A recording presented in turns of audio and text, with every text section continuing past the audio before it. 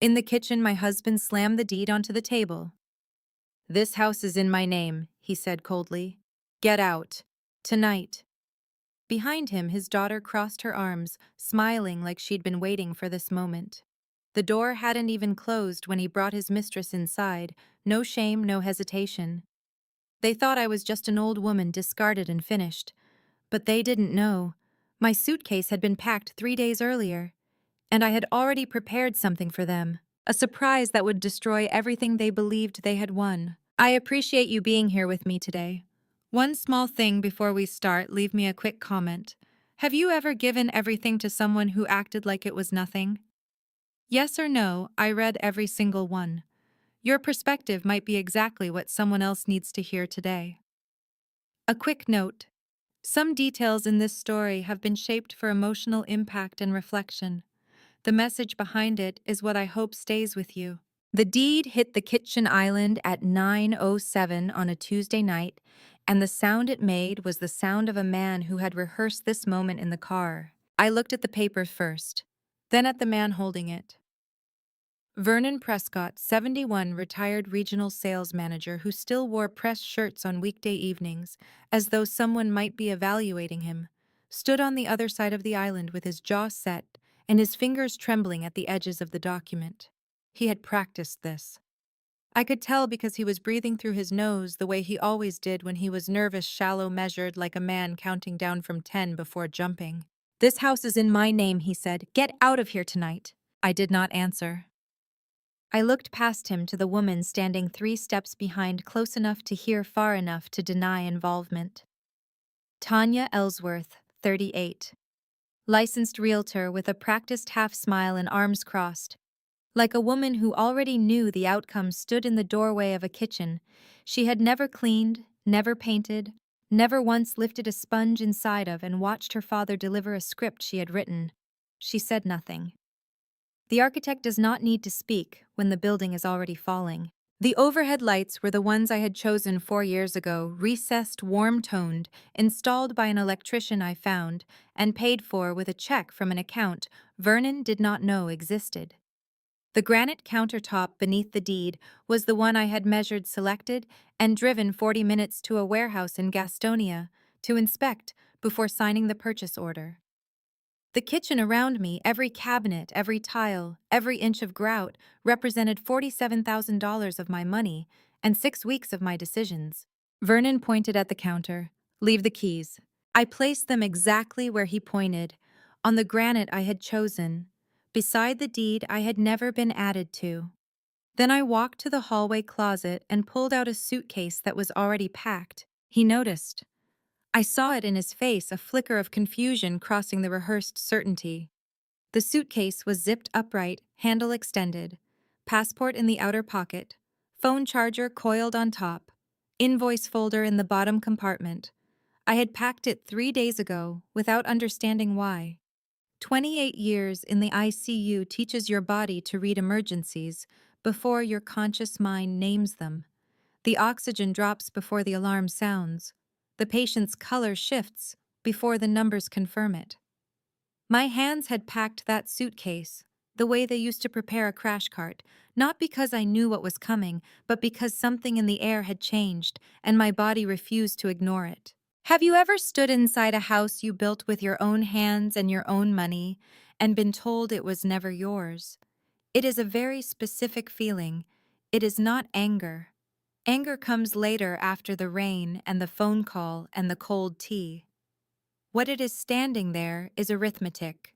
Your brain starts counting $108,800 in mortgage payments, $47,000 in kitchen renovation, $23,500 in paint, garden work, plumbing repairs, $179,300 total exposed to the recessed lights I chose on a countertop I paid for in a house whose deed carried one name, his. I rolled the suitcase down the hallway. The wheels caught on the transition strip between the hardwood and the tile, the strip I had replaced in 2019 after the old one cracked. Tanya stepped aside to let me pass. She smelled like the perfume she always wore, something floral and deliberate, the kind of scent chosen by a woman who understood presentation. She did not speak. She did not need to. Outside, the air was cold and smelled like wet asphalt. March in Charlotte. Rain had come through an hour earlier, and the streetlights caught the puddles on the driveway. My driveway paved with money from my account leading away from a house I could no longer enter. I stood on the pavement and looked back through the kitchen window. Yellow light fell across the island. Vernon was standing where I had stood looking down at the keys as though he expected them to say something. I called Faye. She answered before the second ring. Faye Holloway, 70. My older sister, retired head librarian, who had spent 32 years organizing other people's information and knew exactly when silence was more useful than speech. She did not ask what happened. She did not ask why. She said, "I'm coming." Let me tell you something about 18 minutes. 18 minutes is how long it takes a woman who has been waiting for this phone call for 12 years to get in her car and drive through the rain without asking a single question. Faye pulled up, opened the trunk, put the suitcase in, and closed it with the efficiency of a woman who had already imagined this night many times and decided long ago not to waste any of it on surprise. At her kitchen table in Dilworth with cold tea, neither of us drank. I told her what he said. He called me a freeloader, I said. He told people I contributed nothing. Faye did not react to that.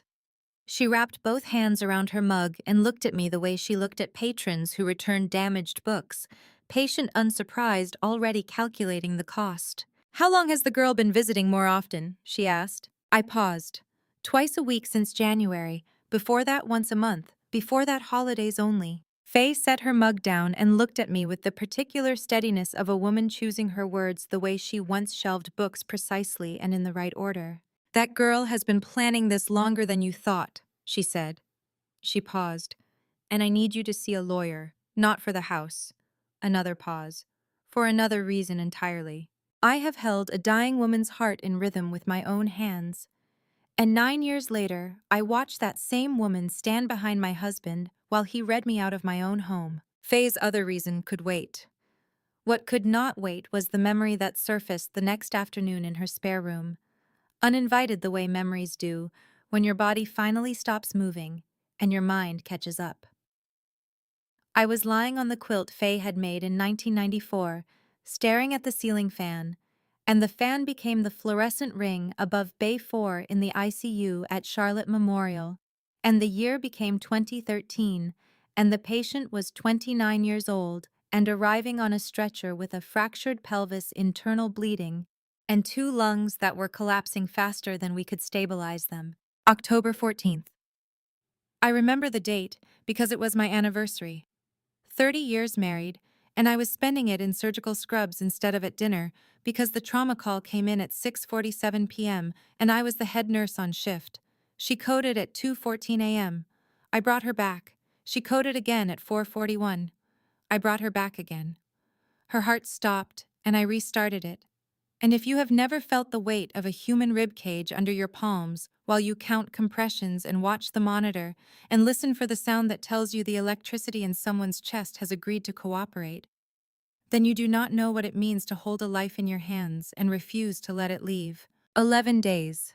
I sat beside her bed for 11 days, adjusting the ventilator, managing the drip rates, reading to her from a magazine I found in the waiting room, because the research says unconscious patients can hear.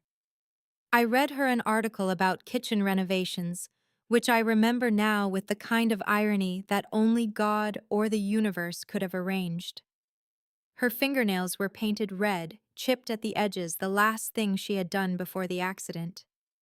When she woke on day 9, the first thing she said was not "thank you," but "where is my father?" 3 years later, Vernon introduced his daughter at a restaurant in South Park. She walked toward the table wearing a blouse that covered everything except the collarbone, and on that collarbone was a scar 2 inches slightly raised from the chest tube I had inserted on night 1. I recognized it the way a surgeon recognizes their own stitching. She looked at me. I looked at her. Something passed between us that neither of us ever named. Let me be clear about something. I could have used this. I could have said it that night in the kitchen, standing on my own tile with the deed between us and her arms crossed. I could have looked at Tanya Ellsworth and said, I kept you alive for 11 days. I did not. Not because I forgot. Not because I was too proud. Because some debts are not weapons until the person who owes them decides to make them one. She made hers into a deed on a kitchen island. I put mine in a drawer and closed it. But drawers can be opened. 2 weeks after the eviction, the Prescott Colonial got a new occupant. I did not see it happen. But I know how it happened, because I know Vernon and I know the house, and I know what a woman sees when she walks through a door that someone else built and assumes the man beside her did the building. Celeste Romero, 34, a licensed physical therapist who carried a weekend bag through a front door she believed belonged to a man who had his life together. Set her things on the granite countertop I had chosen and measured and driven 40 minutes to Gastonia to inspect. She would have looked at the oak cabinets and thought he selected them. She would have run her fingers along the subway tile backsplash and assumed he had taste.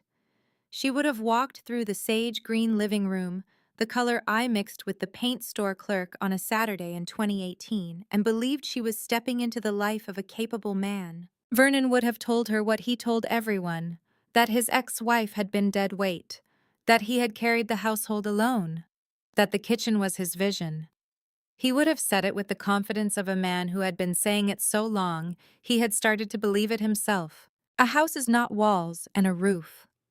A house is the person who knows which pipe leaks in January and which window sticks when the humidity climbs past 60% and which circuit breaker trips when you run the dishwasher and the microwave at the same time.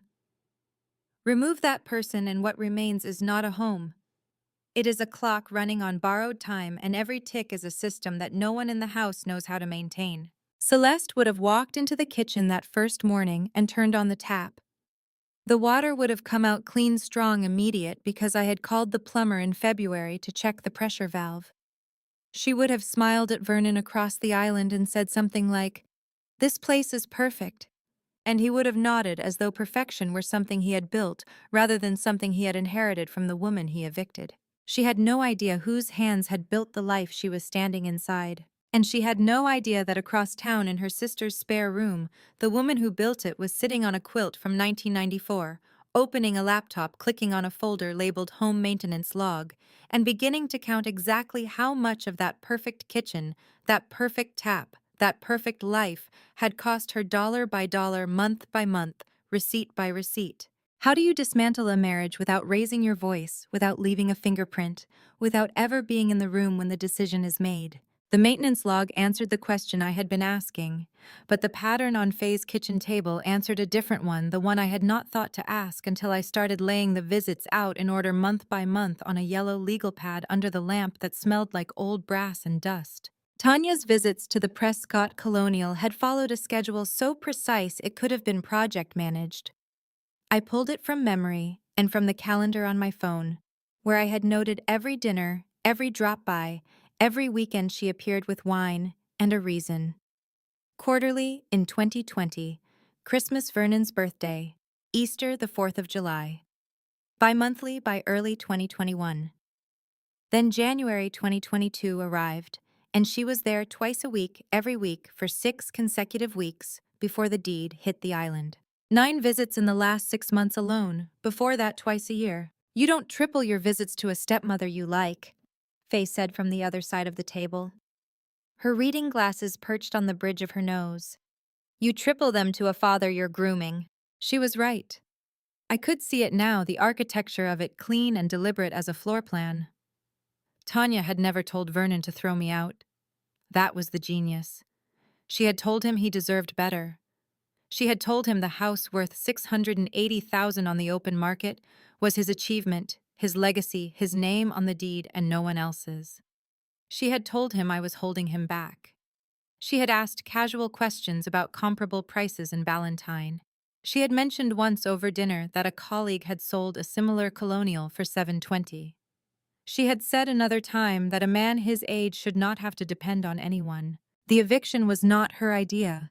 It was his idea, the one she planted, watered, and watched grow until he believed it had always been there. I want you to understand something about manipulation at this level.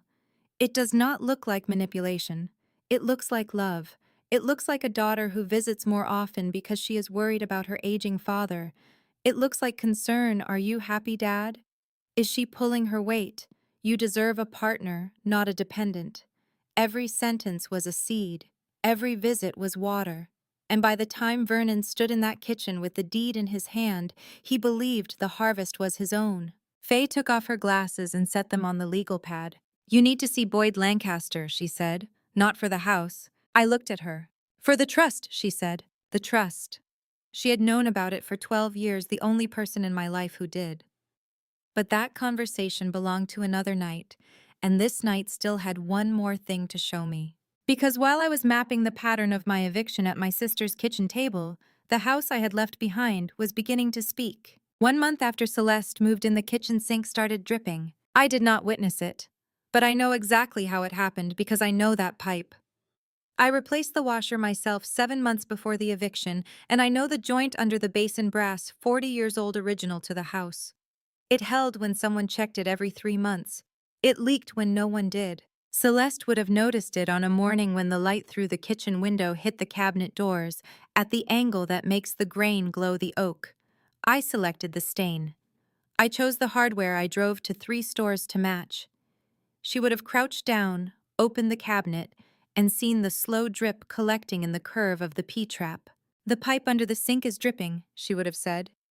Can you call someone? And Vernon, without looking up from his phone, would have said, it's always done that. It had not always done that. It had never done that, not once, in the 7 years I maintained it.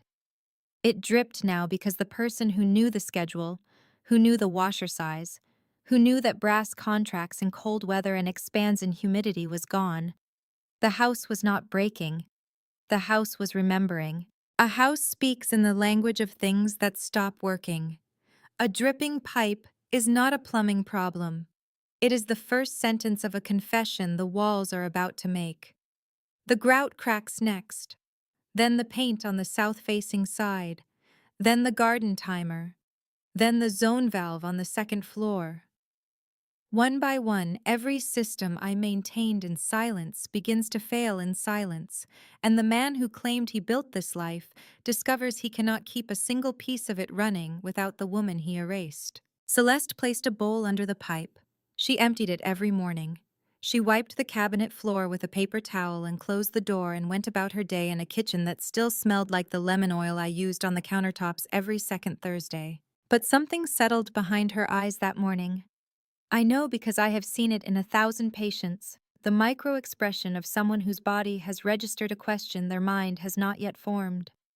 She stood in that kitchen where every cabinet closed flush, where the faucet turned without resistance, where the tile was grouted clean and the hardware matched and the light fixtures dimmed on a dial I had installed myself, and she looked at the bowl filling slowly under the sink and thought, he said it has always been this way. But if someone cared enough to match the cabinet hardware, why would they leave a leaking pipe? Unless that someone was no longer here. My sister asked me about the trust fund on the second night. Not because she had just found out, but because she had known for 12 years and decided this was finally the moment it mattered. Celeste's question about the pipe would find its answer eventually. The house would keep speaking. But that night, under the yellow reading lamp in Faye's living room with the curtains drawn and 2 cups of tea cooling between us, my sister asked me something she had carried in silence since before my marriage began. Do you need to tell me about the trust fund? She said.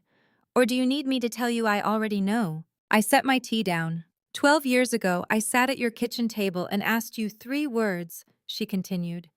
Are you sure? You said yes. I never brought it up again. She had known. For 12 years, Faye had known about the $2.4 million sitting in a trust registered in my name, money from my mother's estate managed by a financial advisor. I had never introduced to Vernon, held in an account he had never seen. She had watched me pay someone else's mortgage every month while sitting on a fortune, and she had never once asked me why. Not because she did not care, because she understood that the money was never the point. The marriage was the point. The house was the point. The belief that if you pour enough of yourself into something, the thing becomes yours, that was the point. I stayed because I believed in it, I said. I know, Faye said. That is why I never asked. There is a kind of love that never says I told you so. Not because it does not remember being right, but because being right was never the purpose. My sister drove 18 minutes in the rain without asking a question. She held the trust fund secret for over a decade without pressing. She watched me renovate a kitchen, paint walls, plant a garden, and pour nearly $180,000 into a house whose deed carried only his name, and she said nothing, because she knew that telling me to leave would have been telling me to stop believing, and Faye would never do that, not to me, not to anyone. That is not patience, that is architecture, the same kind Tanya used, but built from the opposite material. You need to call Boyd Lancaster, she said again. The trust needs to be activated before Vernon or his daughter finds out it exists. I nodded. Boyd could wait one more week. There was somewhere else I needed to go first. 6 weeks after the eviction, I drove to Cornerstone Community Church on a Wednesday afternoon. The parking lot was empty except for a gray sedan and a maintenance truck. The sanctuary smelled like wood polish and old hymnals, and the hallway carpet was the kind of industrial burgundy that absorbs sound and memory equally. Pastor Sterling Garrett, 63. A man who had spent 31 years listening to people tell him the worst things they had ever done and the best things they believed about themselves, was waiting in his office with a notebook open on the desk. He was the senior pastor at Cornerstone, tall, deliberate, with a voice that never rushed and hands that folded the same way, whether he was praying or thinking. Vernon and I had attended his church for 9 years. Vernon continued attending after the eviction alone every Sunday. Thank you for seeing me, Pastor, I said. He did not smile. He did not offer condolences. He placed his hand flat on the notebook and said, I have been waiting for you to come. 11 visits. Vernon had come to Sterling 11 times over 18 months, each time telling a different version of our marriage. I sat in the leather chair across from the desk and listened as Sterling read them back to me one by one in chronological order. April 14th, he began. He said you did not care about the family, that you were distant, that you had stopped trying. I said nothing. July 7th, he said you controlled the finances too tightly, that you monitored every purchase and made him feel like a child in his own home. I folded my hands. November 3rd, he said you were trying to drive his daughter out of his life, that you resented Tanya and had given him an ultimatum, her or you. 11 visits. 11 different versions. The same man walking into the same church and telling the same pastor a different story each time, never once considering that a man who listens for a living might also write things down. Sterling closed the notebook. The person telling the truth does not need to remember which version he told, he said. I recorded every visit because the contradictions began on the second one. By the fourth, I knew I was not hearing a confession. I was hearing a rehearsal. He tore the page from the notebook carefully along the perforation and placed it on the desk between us. A single sheet, handwritten, 11 dates, 11 summaries. It looked like a patient chart. It looked like a timeline. It looked like evidence. You may have this, he said. I have a copy. I folded the pastor's list and placed it inside my bag beside the phone I still had not used to cancel the mortgage auto transfer. 3 weeks after Vernon put the deed on the island and told me to leave, I was still paying $3,200 a month into his account. The auto pay was still running. I had not stopped it. Not out of habit, not because I forgot, because I wanted the final bank statement to show exactly how long I kept paying after the night he called me a freeloader. I wanted the number to be precise. I wanted it documented, time-stamped, dated, irrefutable. Every transfer after March 7th was not a payment. It was a receipt, and I was building a file that would eventually contain every single one. I opened the folder at 11:47 on a Tuesday night, and the number that appeared at the bottom of the spreadsheet was $179,300. The auto pay had run 3 more times since the eviction. 3 more transfers of $3,200 into a mortgage account bearing the name of a man who had called me a freeloader. I canceled the transfer that night, not because I could not afford it, but because the final statement now showed a payment dated 3 weeks after the night he told me to leave. That receipt would say everything I would never need to. Faye's desk smelled like cedar and old paper. The lamp threw a cone of yellow light across the keyboard, and the rest of the room was dark.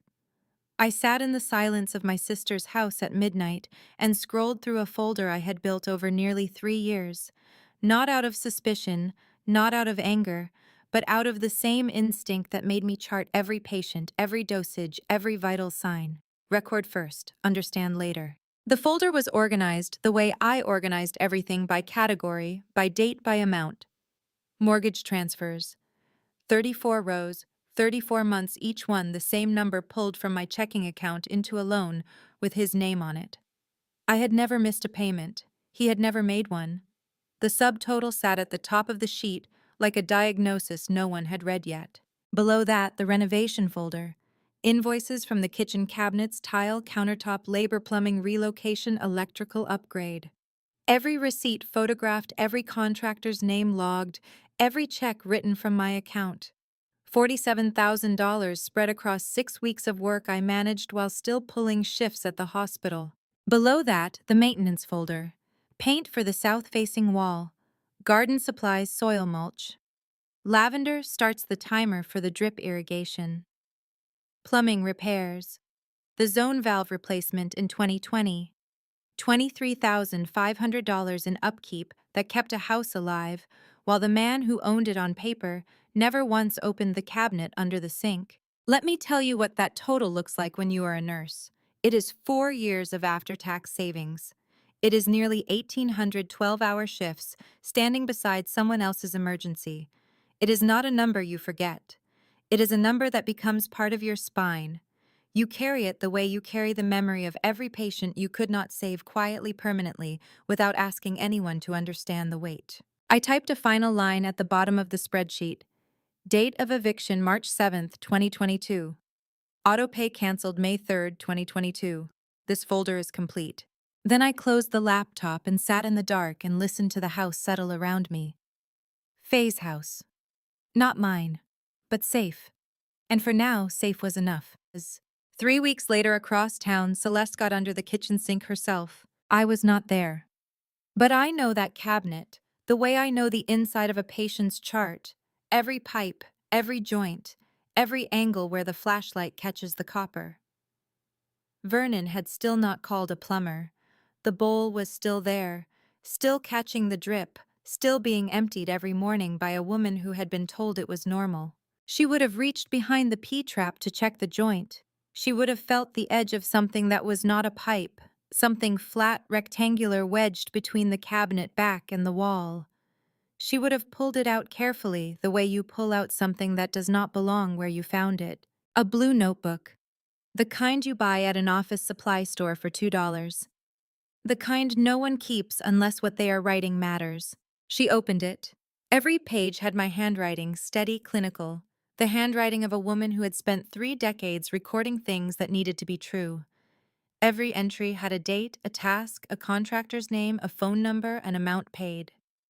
17 calls to the plumber, 4 to the electrician, 2 about the zone valve, the garden timer installation, the paint schedule, the gutter cleaning rotation. All of them logged, all of them mine. What do you do when you find proof that the life you moved into was built by someone you have never met, and that she was still building it 3 days before she disappeared? Because the last entry was this: March 4th, check all systems before summer. Water heater, flush zone valve inspection, south wall paint, touch-up garden timer battery. Written in neat blue ink, dated 3 days before the deed landed on the island. 3 days before Vernon told me I contributed nothing. I was writing a maintenance schedule for a house I still believed was partly mine. 3 days before he handed me a script his daughter wrote, I was planning which systems to inspect before the heat came. I was thinking about summer. I was thinking about the garden.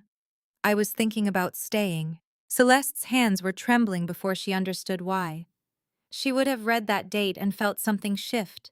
Not a thought, not a conclusion, but the particular physical sensation of a question arriving in the body before the mind knows how to ask it. The same sensation I recognized in patients' families when the news was about to change, the tremor that comes before understanding. She closed the notebook. She held it against her chest.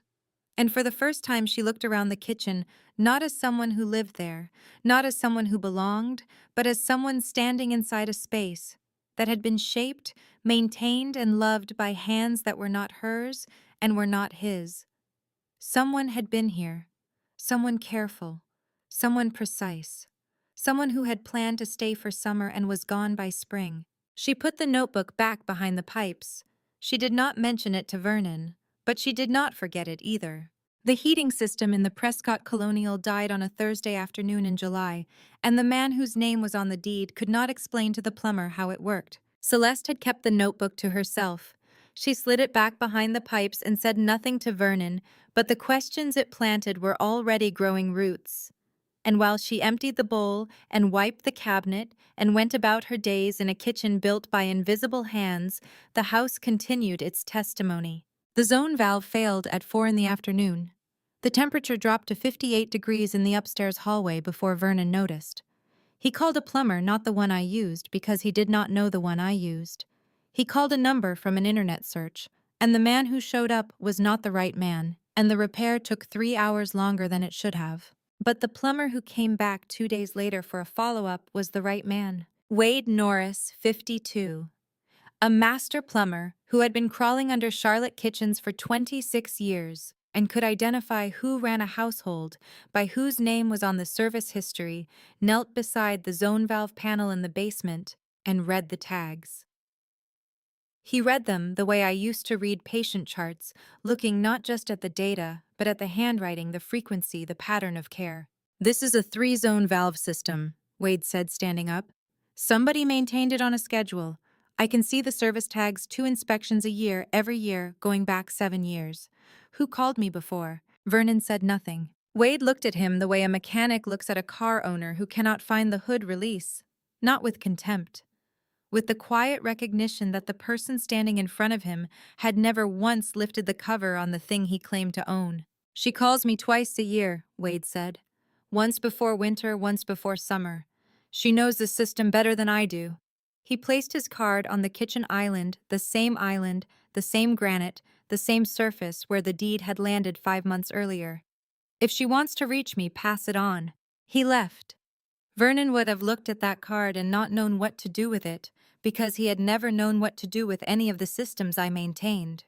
He did not know the plumber's name. He did not know the electrician's name. He did not know the schedule, the service tags, the rotation. He just lived inside it all the way a patient lives inside a body they have never studied, trusting it to function until the day it does not. A house without its caretaker is a clock with the mainspring removed. Everything looks intact from the outside, the walls stand, the roof holds, the windows catch the light at the angle they always have. But inside, the gears have stopped turning, and it is only a matter of time before the hands freeze and someone walks in and asks, "Who wound this?"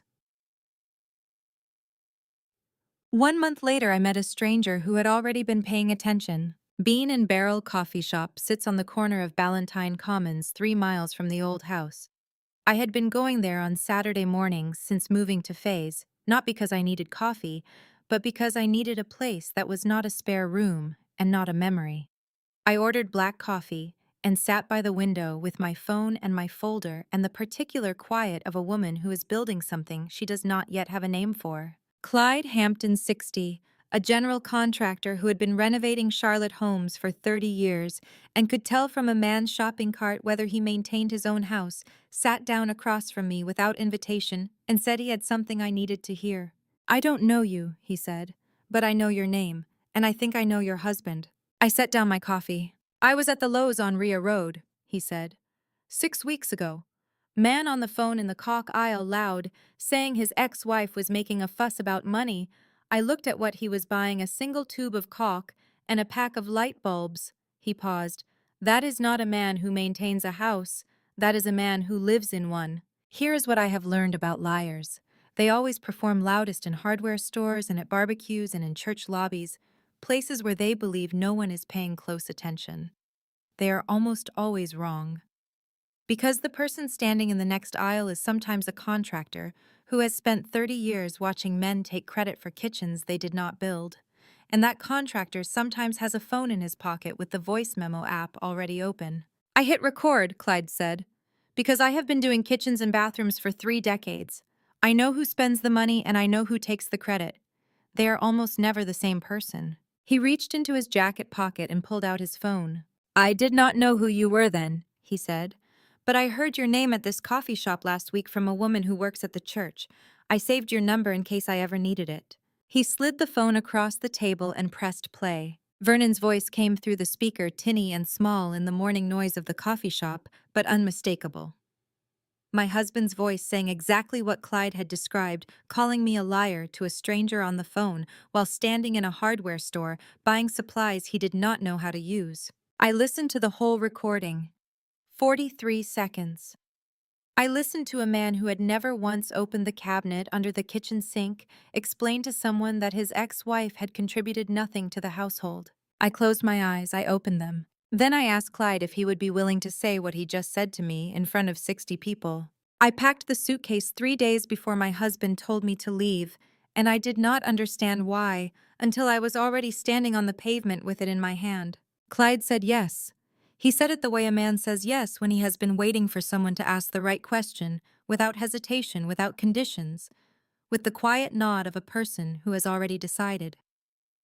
But that conversation belonged to a Saturday morning in a coffee shop, and this memory belonged to a Tuesday night, 6 months earlier, in a house I was about to lose. The week before the eviction, the air in the Prescott Colonial changed. I cannot describe it in words that would satisfy a scientist, but I can describe it in terms any ICU nurse would recognize. The vital signs shifted before the alarm sounded. Tanya's visits doubled. Tuesday evening, Thursday afternoon, Saturday brunch, each one ending with a whispered conversation in the hallway that stopped the moment I entered the room. Vernon stopped making eye contact at dinner. He ate looking at his plate, his fork the edge of the table anywhere that was not my face. The house smelled the same. The light fell the same. But something underneath had moved the way a patient's oxygen drops 3 points before the monitor catches up. On the Tuesday before the eviction, I pulled the suitcase from the hallway closet and opened it on the bed. I told myself I was reorganizing. But the passport went into the outer pocket. The phone charger coiled on top. The invoice folder, the one with every receipt from every renovation, every repair, every payment, went into the bottom compartment. That is not reorganizing. That is a woman packing the way she packs when she is not coming back. I zipped it and stood it upright in the closet with the handle extended, ready. I did not understand why. I did not question it. In 28 years of nursing, I had learned to trust the body's arithmetic, even when the mind had not finished the equation. 28 years in the ICU teaches you one thing above all others: trust the body.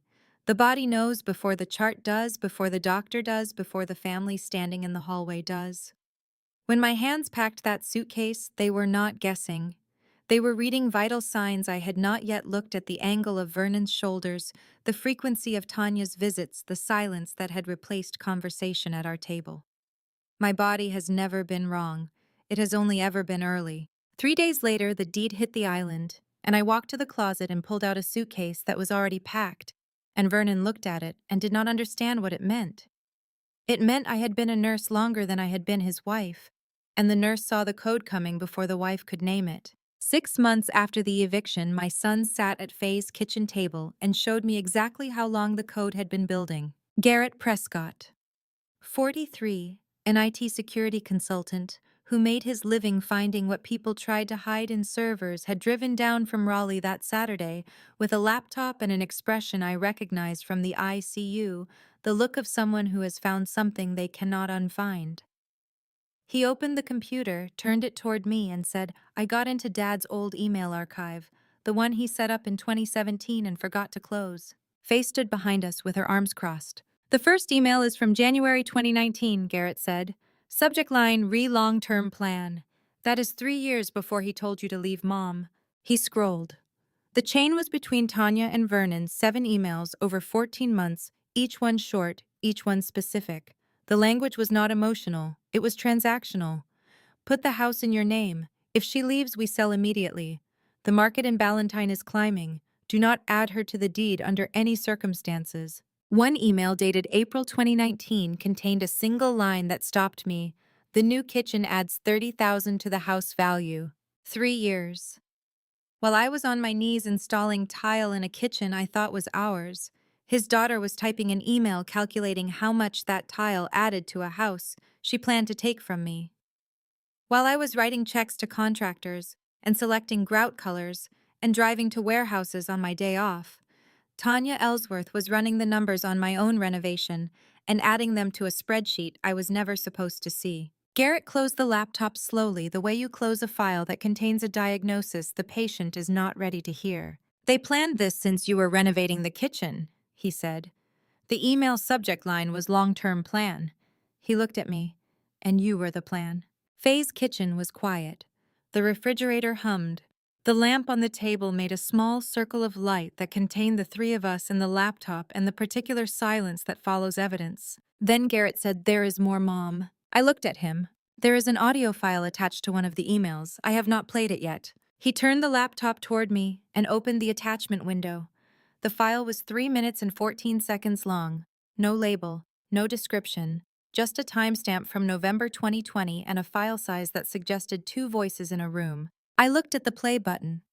I thought about the suitcase I had packed 3 days before the eviction, and the body that had known before the mind, and the 28 years of reading rooms that had taught me when to act and when to wait. I thought about 60 people in a room. I thought about a speaker. I did not press play. Not yet. Not here. Not without knowing exactly when and where and in front of whom that recording would do the most good. Some evidence you review in private.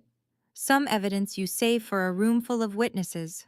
Boyd Lancaster turned his computer screen toward me, and the number on it was $2.4 million, and I felt nothing because that money had never been the point. The audio file stayed where it was, saved, backed up, untouched.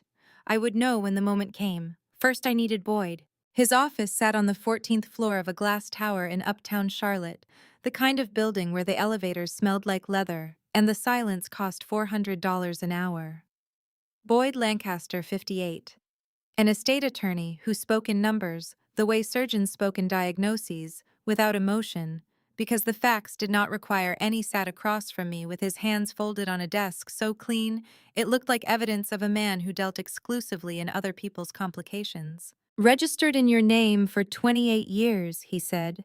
Your mother's estate managed privately, compounding at a rate that has outperformed the market for the last 11 years. No one can dispute it. No one has ever accessed it except you and your financial advisor." I looked at the number. 2.4 million. It had been there the entire marriage, through every mortgage payment, every renovation check, every $3,200 transfer into an account bearing Vernon's name. It had been there the night the deed hit the island. It had been there when I stood on the pavement with a suitcase and called my sister. "If you want to pursue a beneficial interest claim for your contributions to the house," Boyd continued, "the probability of winning is very high. You have documentation most attorneys dream about." "I do not want to sue," I said. He paused. Not surprised Boyd was not a man who expressed surprise, but recalibrating. "You are richer than your husband and his daughter combined," he said. "You do not need that house." "I know, I never needed it.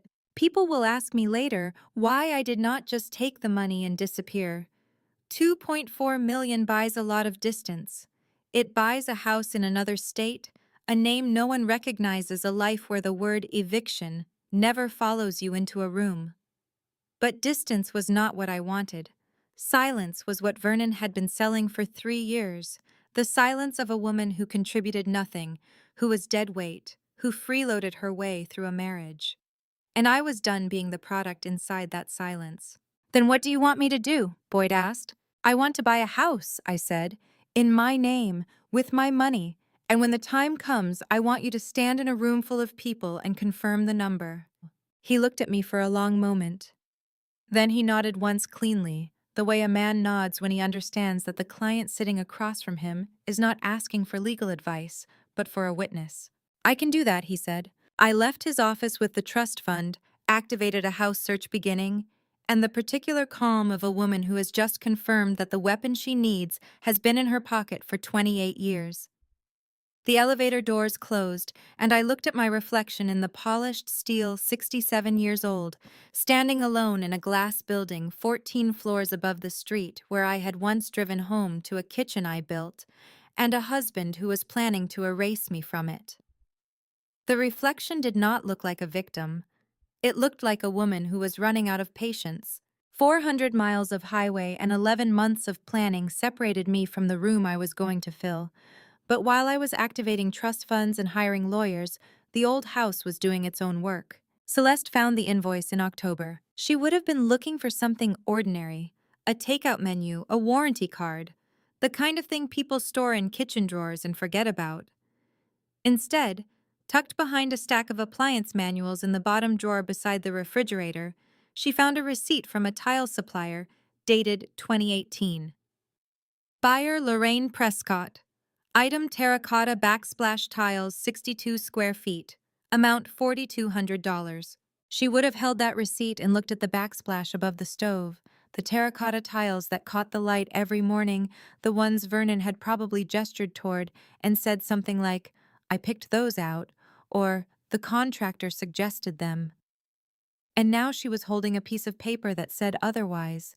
What happens when you Google the name of the woman your boyfriend told you was worthless, and you find 28 years of saving strangers' lives in an intensive care unit? Celeste typed my name into her phone. LinkedIn returned the answer Vernon never gave her. ICU head nurse, Charlotte Memorial Hospital, 28 years. The profile photo showed a woman in navy scrubs with a hospital lanyard and the steady expression of someone who had held more emergencies in her hands than most people hold in a lifetime. She looked at the phone. She looked at the kitchen. The oak cabinets, the under-cabinet lighting wired on a dimmer switch. The backsplash tiles she now knew cost $4,200 and were chosen by a woman who spent her career in rooms where precision was the difference between breathing and not breathing. This kitchen had been built by hands that knew how to keep things alive, and the man who claimed he built it could not keep a pipe from leaking. She did not confront Vernon that night. She set the phone on the granite countertop and said nothing over dinner, and washed the dishes in a sink that still dripped into a bowl she still emptied every morning.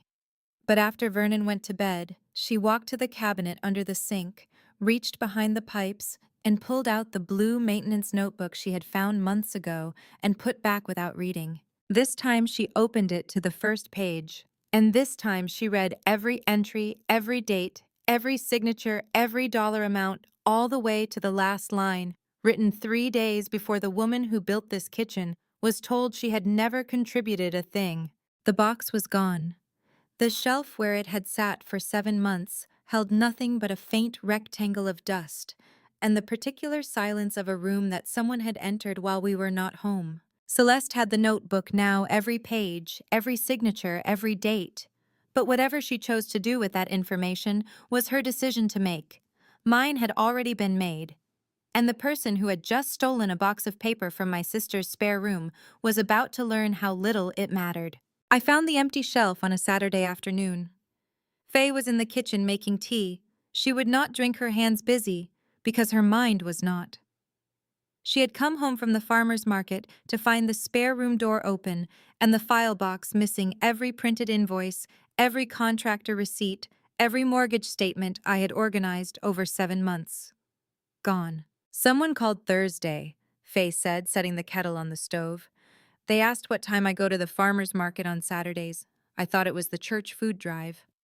She looked at me. It was not the church food drive. No forced entry.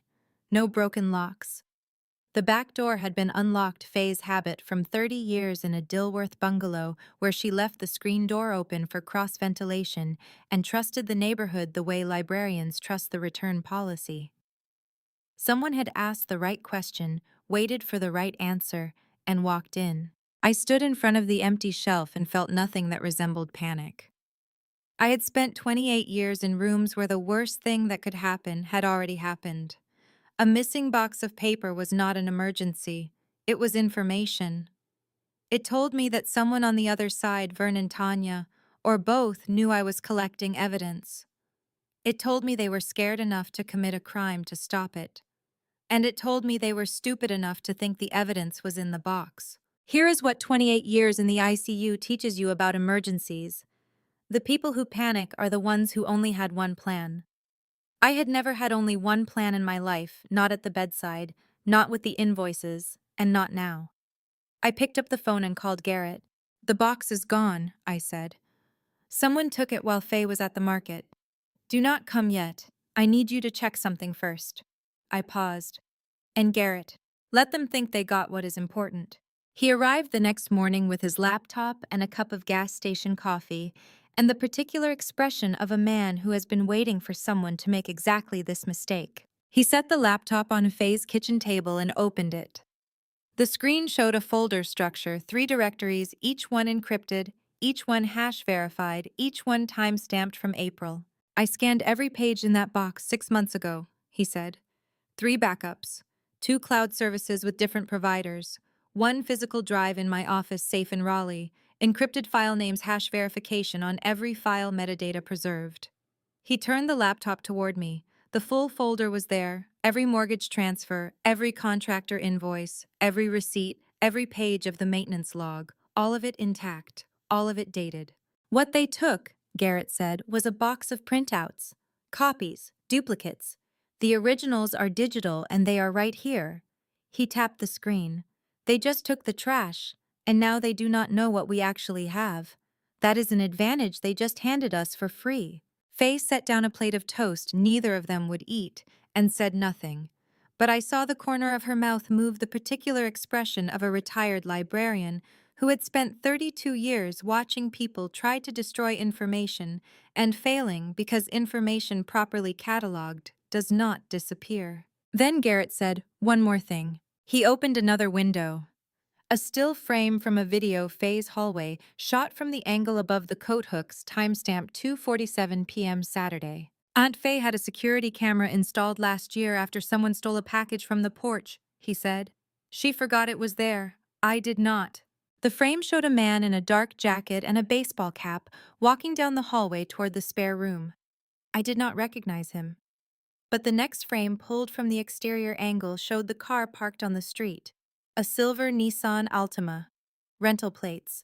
They sent someone to steal a box of paper from a 70-year-old retired librarian's spare room, and they did not think to check if she had a camera in the hallway. That is not criminal genius.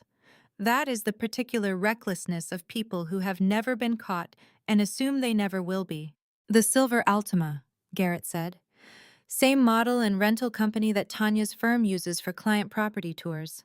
I checked her office block books them from Enterprise on South Boulevard. I am sending this footage to Boyd Lancaster today."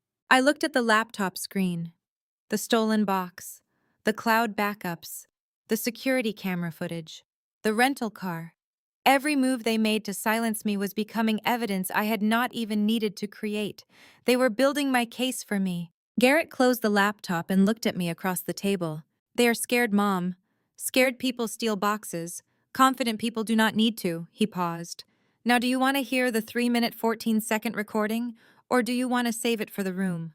I looked at the laptop, at my son, at my sister standing in the doorway with her arms folded, and the particular patience of a woman who had waited 12 years to watch me fight back. "Save it for the room," I said.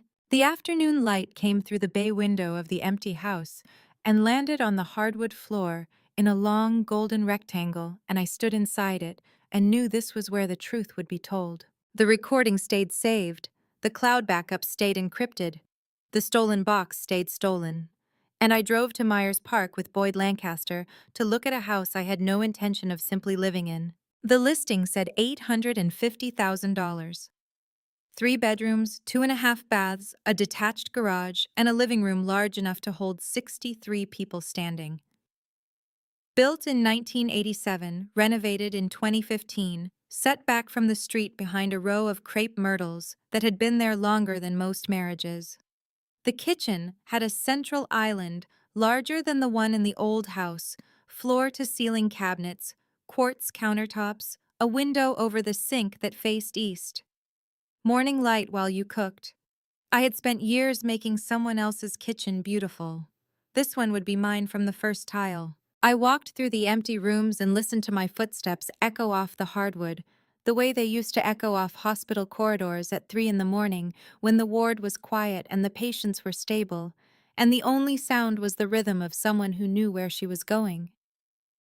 The living room had 14-foot ceilings and a fireplace with a stone surround and enough open floor space to arrange chairs in a circle if you needed to. I did not tell Boyd that. Not yet.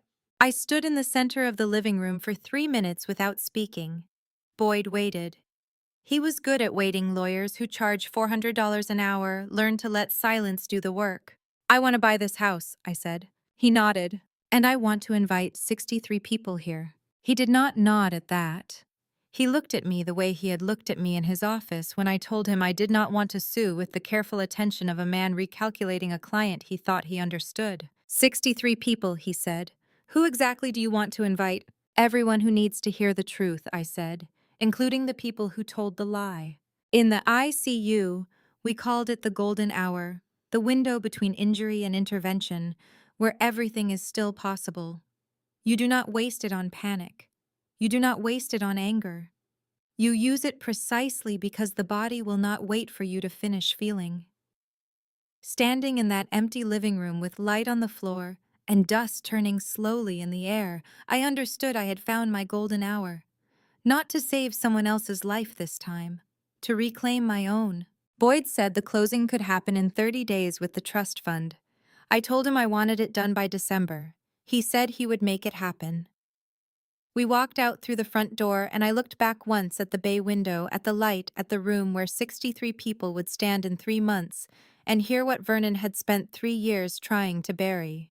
That same week, the phone rang at Faye's house. Shelby Donovan, 41, a registered nurse who still worked the ICU floor.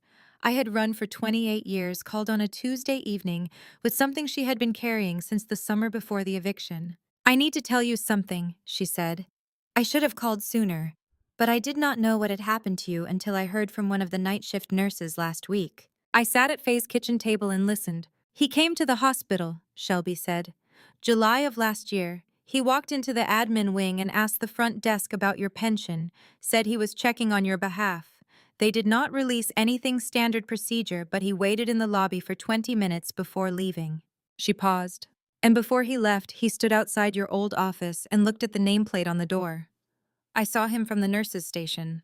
I remembered him because most people leave when they are told no. He did not.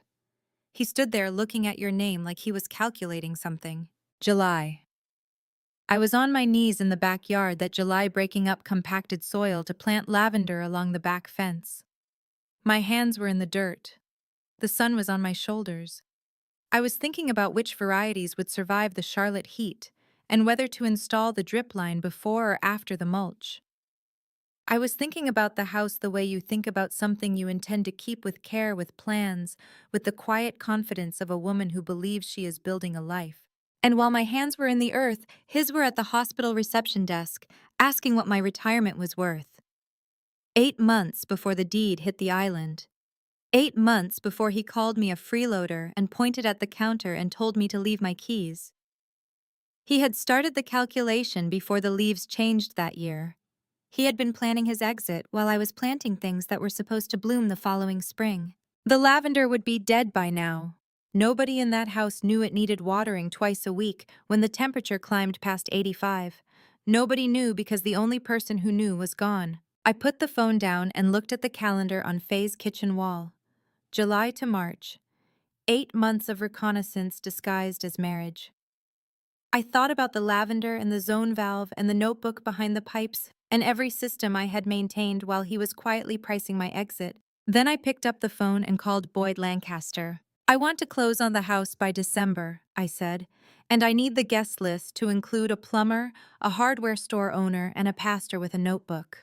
Garrett pressed play on the security footage, and the man who walked through Faye's hallway at 2:47 on a Saturday did not know he was being recorded, and neither did the woman who sent him. Boyd received the closing paperwork by the end of the week. The Myers Park house would be mine by December. The guest list had 3 names on it so far: a plumber, a contractor, and a pastor. It would grow. But first I needed to see what Faye's hallway camera had captured. Garrett set his laptop on the kitchen table and opened the footage. The angle was high-mounted above the coat hooks installed after a porch theft the previous year and forgotten by everyone except my son, who forgot nothing that involved a camera and a timestamp. The frame showed a man in a dark jacket and a baseball cap walking down the hallway toward the spare room. He moved quickly. He knew where he was going. He was inside the house for less than 4 minutes. His face is partially visible, Garrett said. Not enough for a clean identification, but look at the exterior footage. He switched to the second angle, the porch camera aimed at the front walk and the street beyond. A silver Nissan Altima sat at the curb, rental plates. Same model Tanya's brokerage leases for agent showings, Garrett said. I checked the fleet listing online. Enterprise on South Boulevard. Her office block books them monthly. It is the same rental company, same vehicle class, same color. I looked at the frozen frame, the silver car, the quiet street, the open front door of my sister's house. She had sent someone to steal paper from a 70-year-old retired librarian who left her back door unlocked out of 4 decades of trusting her neighbors. That is not confidence. That is the behavior of someone who knows exactly what was in that box and is terrified of what it proves. Send the footage to Boyd, I said. Not to confront her, to file. When the time comes, this goes in the same folder as everything else. Garrett nodded and copied the files to an encrypted drive. He worked the way he always worked, precise, unhurried, the kind of methodical that comes from spending 20 years finding what people hide in servers. He had inherited his father's height and his mother's discipline, and on days like this, I was grateful the ratio had landed where it did. Let me tell you what happens when someone steals your evidence and you already have 3 backup copies. Nothing. Nothing happens to you. But something happens to them. They relax. They believe the threat is gone. They stop looking over their shoulder. And a person who has stopped looking over their shoulder is a person who does not see what is coming next. That afternoon, Garrett went back to the email archive. He had been through most of the chain already. The long-term plan thread, the kitchen valuation note, the subject lines that read like project management for a crime. But there was one attachment he had flagged and not yet opened. It sat at the bottom of a January 2019 email from Tanya to herself, subject line backup. She recorded a phone call with Dad, Garrett said. He did not look up from the screen. And she emailed it to herself to save it. The file is 3 minutes and 14 seconds long. He clicked the file. 5 seconds of audio played before he paused it, Tanya's voice mid-sentence clear as a courtroom recording. The quality was sharp. She had been holding the phone close. She had wanted every word preserved. She emailed it to herself with the subject line, "Back up the way a person saves a recipe or a travel confirmation." She filed the destruction of my marriage under the same category as a boarding pass. That is not just premeditation. That is administration. She was so certain of the outcome that she created an archive not to cover her tracks, but to remember how well the plan had worked. Garrett paused the playback and turned to me. Do you want to hear the rest? I looked at the laptop screen. The audio player showed a waveform, 2 voices rising and falling across 3 minutes and 14 seconds. My husband's voice and his daughter's voice, captured in a recording they did not know would outlive their conspiracy. Every peak in that waveform was a word I had not yet heard.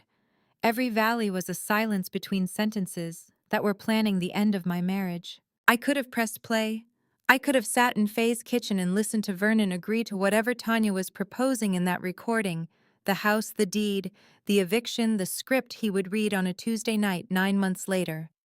I could have heard it all alone at a table covered in cold tea and legal files in a house that was not mine. I chose not to. Because when I heard that recording for the first time, I did not want to be sitting in my sister's kitchen. I wanted to be standing in my own living room, in my own house, with my name on every document, and I wanted 63 other people to hear it with me, including the 2 people whose voices were on it. No, I said, save it, play it at the party. Garrett looked at me for a long moment. Then he closed the laptop and nodded, the way he had nodded when he was 12 years old, and I told him to trust me before his first day at a new school. Not because he understood, but because he had learned that when I said something with that voice, the voice that never rose above the volume needed to be heard. I had already thought it through. I picked up my phone and opened the guest list. 63 names. I scrolled to the bottom and added one more line. Bring the speaker. How do you prove that someone scheduled the end of your marriage 3 weeks in advance and used the kitchen you paid for as the selling point? The speaker was on the list. The recording was saved. The house in Myers Park closed in December, and by January the furniture was arriving in rooms that smelled like fresh paint and new beginnings, and the particular chemical sweetness of carpet that has never been walked on. But the evidence was not finished arriving either. Garrett brought the email chain to Boyd's office on a Tuesday morning in December. He set the laptop on the glass desk and turned it so all three of us could read the screen. The chain was between Tanya and a colleague, Bryn Kendrick, a real estate appraiser who worked in the same Ballantine office. 2 emails 4 days apart dated February 2022. The first was from Tanya, a request to schedule a valuation appointment for the Prescott Colonial on Ballantine. Market assessment, comparable analysis, interior walkthrough. Standard language for a property about to be listed. The second was Bryn's reply, 1 line of business followed by 1 line of curiosity. The current kitchen is beautiful already. Who did that? Tanya never answered. The email is dated February 14th, Garrett said, 3 weeks before the deed hit the table. February 14th, Valentine's Day. While Vernon was sitting across from me at a restaurant he had suggested, and a dinner he did not pay for, the check came to me as it always did, slipped under the edge of my water glass, the way it had been for years. His daughter was emailing a colleague to find out how much my kitchen was worth on the open market. She was scheduling an appraisal of cabinets. I chose tile, I laid countertops, I measured, and drove 40 minutes to inspect. And when her colleague asked the only question that mattered, who did that? Tanya did not answer, because the answer would have meant admitting that the value she was pricing belonged to the woman she was about to help evict. Boyd looked at the date, then at Garrett, then at me. His daughter knew the result before she acted, he said. This is premeditation with a paper trail. She appraised the house, calculated the value of the renovation, and then executed the eviction 3 weeks later, in that order. I said nothing. I was looking at Bryn Kendrick's question on the screen, who did that, and thinking about how many people had walked through that kitchen over the years and asked some version of the same thing. The plumber knew. The hardware store owner knew. The pastor knew. The contractor at the coffee shop knew. Everyone who had ever set foot in that house and paid attention knew whose hands had built it. The only people who pretended not to know were the 2 people who benefited most from the lie. 1 month later in January, Garrett found the equity loan. We were in the Myers Park house. My house now still being furnished, boxes stacked in the hallway, the kitchen island bare except for a laptop and 2 cups of coffee that had gone cold while he scrolled through public credit records. He had been searching Vernon's financial footprint the way he searched corporate servers at work, patiently, methodically following the data wherever it pointed. He stopped scrolling. He signed an equity loan, Garrett said, last month, against the Ballantine house. I set down my coffee. $180,000, 7.2% interest, 15-year term. What do you call it when a man borrows $180,000 against a house, and the woman who put $179,300 into it is not on any of the paperwork, not on the deed, not on the loan application, not on the appraisal that his daughter scheduled on Valentine's Day, not even on the thank you card that never existed because there was no card, because there was no thank you, because in Vernon's version of events I had never contributed $1. $700. That was the difference. Between what I had poured into that house over the course of nearly 3 years and what he was now borrowing against it from a bank that did not know my name. He was monetizing my labor, my mortgage payments, my renovation, my maintenance, and paying 7.2% interest for the privilege of pretending it was his. Garrett watched me do the math. He had already done it. $700 apart, he said quietly. He is borrowing almost exactly what you put in, dollar for dollar. I picked up my phone and opened the guest list. I had been adding names for weeks, each one a person with a date, a receipt, a recording, or a memory that pointed in the same direction. I typed 2 more: Wade Norris, Kirk Ballard, the plumber who knew whose name was on the service tags, the hardware store owner whose tablet held every receipt with my signature. I set the phone down on the kitchen island of my new house. My island in my kitchen, in a house with my name on every document, and looked at the list. 63 names. A plumber, a contractor, a hardware store owner, a pastor with a notebook, a lawyer with a trust fund, a son with a recording and a laptop full of emails, a former colleague with a story about a man at a hospital reception desk. And somewhere in the old house across town, a woman named Celeste who was emptying a bowl under a leaking sink every morning and starting to wonder whose hands had built the life she was living inside. Every person on this list had a number or a date or a story, and every single one of them pointed in the same direction. Shelby Donovan stood on my porch 2 weeks before the party with a folded piece of paper in her hand and an expression I had seen 1,000 times on the faces of nurses who were about to break protocol because the patient mattered more than the rule. The guest list was complete. 63 names, each one carrying a fact that Vernon did not know existed. But 2 more pieces needed to arrive before the invitations went out, and both of them came to my front door. Shelby had driven from the hospital after her shift. She was still wearing her badge lanyard, the ID photo showing the same steady eyes I remembered from the years she worked my floor, 41 years old, a registered nurse who understood that some things you document not because policy requires it, but because your conscience does. She sat at my kitchen table, my table in my kitchen, in a house where every surface belonged to me, and unfolded the paper. July 14th, 2021, she read. 2:15 p.m. He came to the benefits office on the 4th floor and asked about pension survivorship rights. Specifically, what happens to a spouse's pension in a legal separation. The clerk told him they could not release information without the employee present. He waited in the lobby for 20 minutes. Before he left, he stood outside your old office and looked at the nameplate. She set the paper on the table.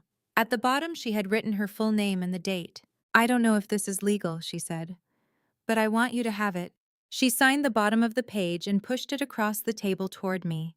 Her handwriting was the handwriting of a nurse, clear, deliberate, legible under any light, because in our profession, illegibility kills. I picked up the note and held it. July 14th. I checked the photos on my phone that night after Shelby left, scrolling back through 17 months of images until I found it. July 14th, 2021. A photograph of lavender starts arranged along the back fence of the Ballantyne house, freshly planted, the soil dark and wet around the roots. I remembered the afternoon, the sun on my shoulders, the smell of turned earth and the chalky scent of the landscape fabric I had laid underneath. I had taken the photo to send to Faye because the color was beautiful purple against the cedar fence, the kind of detail you capture when you believe you are building something that will last. While my hands were in the dirt that afternoon, planting things meant to bloom the following spring, my husband was 4 miles away in a hospital office, asking a clerk what would happen to my pension if he left me. He was calculating my retirement the way his daughter had calculated my kitchen, as an asset to be appraised, divided, and taken. In the ICU, we talk about the golden hour, the window between injury and intervention, where the outcome is still uncertain. Vernon had used his golden hour 8 months before the eviction. Not to save the marriage, not to seek counsel, not to reconsider. To calculate what he could extract from the woman who was at that very moment on her knees in the backyard, planting lavender for a summer she would never see in that house. I placed Shelby's note in the manila envelope on the kitchen counter. The envelope that already held the cloud backup drive, the printed email chain, and the spreadsheet with every contribution documented to the dollar. The envelope was getting thick.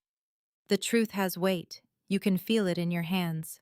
10 days before the party, Sterling arrived. He came in the late afternoon when the light through the bay window fell across the living room floor, the same way it had the first time I stood in this house and knew it would become a stage. He carried a single sheet of paper, handwritten, dated 11 entries, in the careful penmanship of a man who had been trained to record confessions. He set the paper on the kitchen island and smoothed it flat with his palm. "I finished it," he said. 11 visits, 11 versions. He did not read them to me. I had heard them once before in his office at the church. But he turned the paper so I could see the final entry. The 11th visit, January 2022, 2 months before the eviction. Vernon's last version. She refuses to leave because she has nowhere to go. How many versions of a marriage does a man need to tell before the contradiction becomes the confession? Apparently 11. He told a pastor that I did not care about the family, then that I controlled the finances, then that I was pushing out his daughter, then that I refused to leave because I was trapped. 4 reasons then. 7, then 11. Each one canceling the last. Each one proving that the only consistent thing about Vernon's story was that it changed every time he told it. I need you to read that list, I said, in front of 63 people in my living room while Vernon is standing there. Sterling did not look away. He did not pause. He did not ask for time to pray on it or consider the implications or weigh the pastoral ethics. I have been waiting 18 months for someone to ask me to do exactly that, he said. I placed Shelby's note and Sterling's list in the envelope together. Then I looked at Sterling and said, I need one more thing. I need someone who has never met Vernon to sit in that room and watch every face when the truth comes out. Someone whose only job is to see what happens when 63 people hear it all at once. Sterling nodded slowly. I know exactly who you mean, he said. And I realized from the way he said it that he had already spoken to her before I asked. I sealed 61 envelopes before my hands started shaking, not from fear, but from the weight of knowing that every person whose name I had written on the front had already agreed to be in the room when the truth walked in. The woman Sterling had contacted was named Constance Greer. I would meet her in 5 days, but first the invitations. I sat at the dining table in the Myers Park house with a box of cream-colored envelopes and a pen and a list of 63 names. Each invitation said the same thing: housewarming party, smart casual Saturday evening, March 2023. Simple. Warm. The kind of thing a woman sends when she has bought a new house and wants to celebrate. Nobody reading it would suspect anything else. But 61 of those envelopes were going to people who already knew why they were coming. Wade Norris had agreed to stand by the fireplace and speak when asked. Clyde Hampton had his phone loaded with a recording from a hardware store. Sterling had his notebook with 11 contradictions in dated handwriting. Boyd had the trust fund number memorized. Garrett had the laptop with the email archive and the audio file and the security footage and the encrypted backups. Shelby had signed her note. Kirk Ballard had his tablet of receipts. Faye would be at the door. 61 people who knew what was coming, 2 who did not. I wrote Vernon's name on the 62nd envelope. The ink was steady. I wrote Tanya's name on the 63rd. I held them both for a full minute, feeling the weight of the paper, the texture of the flap, the particular stillness that lives inside a sealed envelope when the words inside it cannot be taken back. There is a particular kind of silence that lives inside a sealed envelope, the silence of something that cannot be unsaid once the flap is opened. I had spent 28 years writing things on paper that changed people's lives. Discharge summaries, death certificates, transfer orders. Some of those papers told families their loved one was coming home. Some told them the opposite. Every one of them required the same handwriting, steady, legible, certain, because the news does not care whether your hand trembles. This was no different.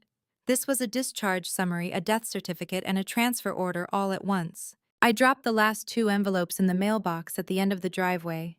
The metal flap closed with a sound like a verdict being sealed. Vernon would open his and say yes because a man who has taken everything does not believe he has anything left to lose.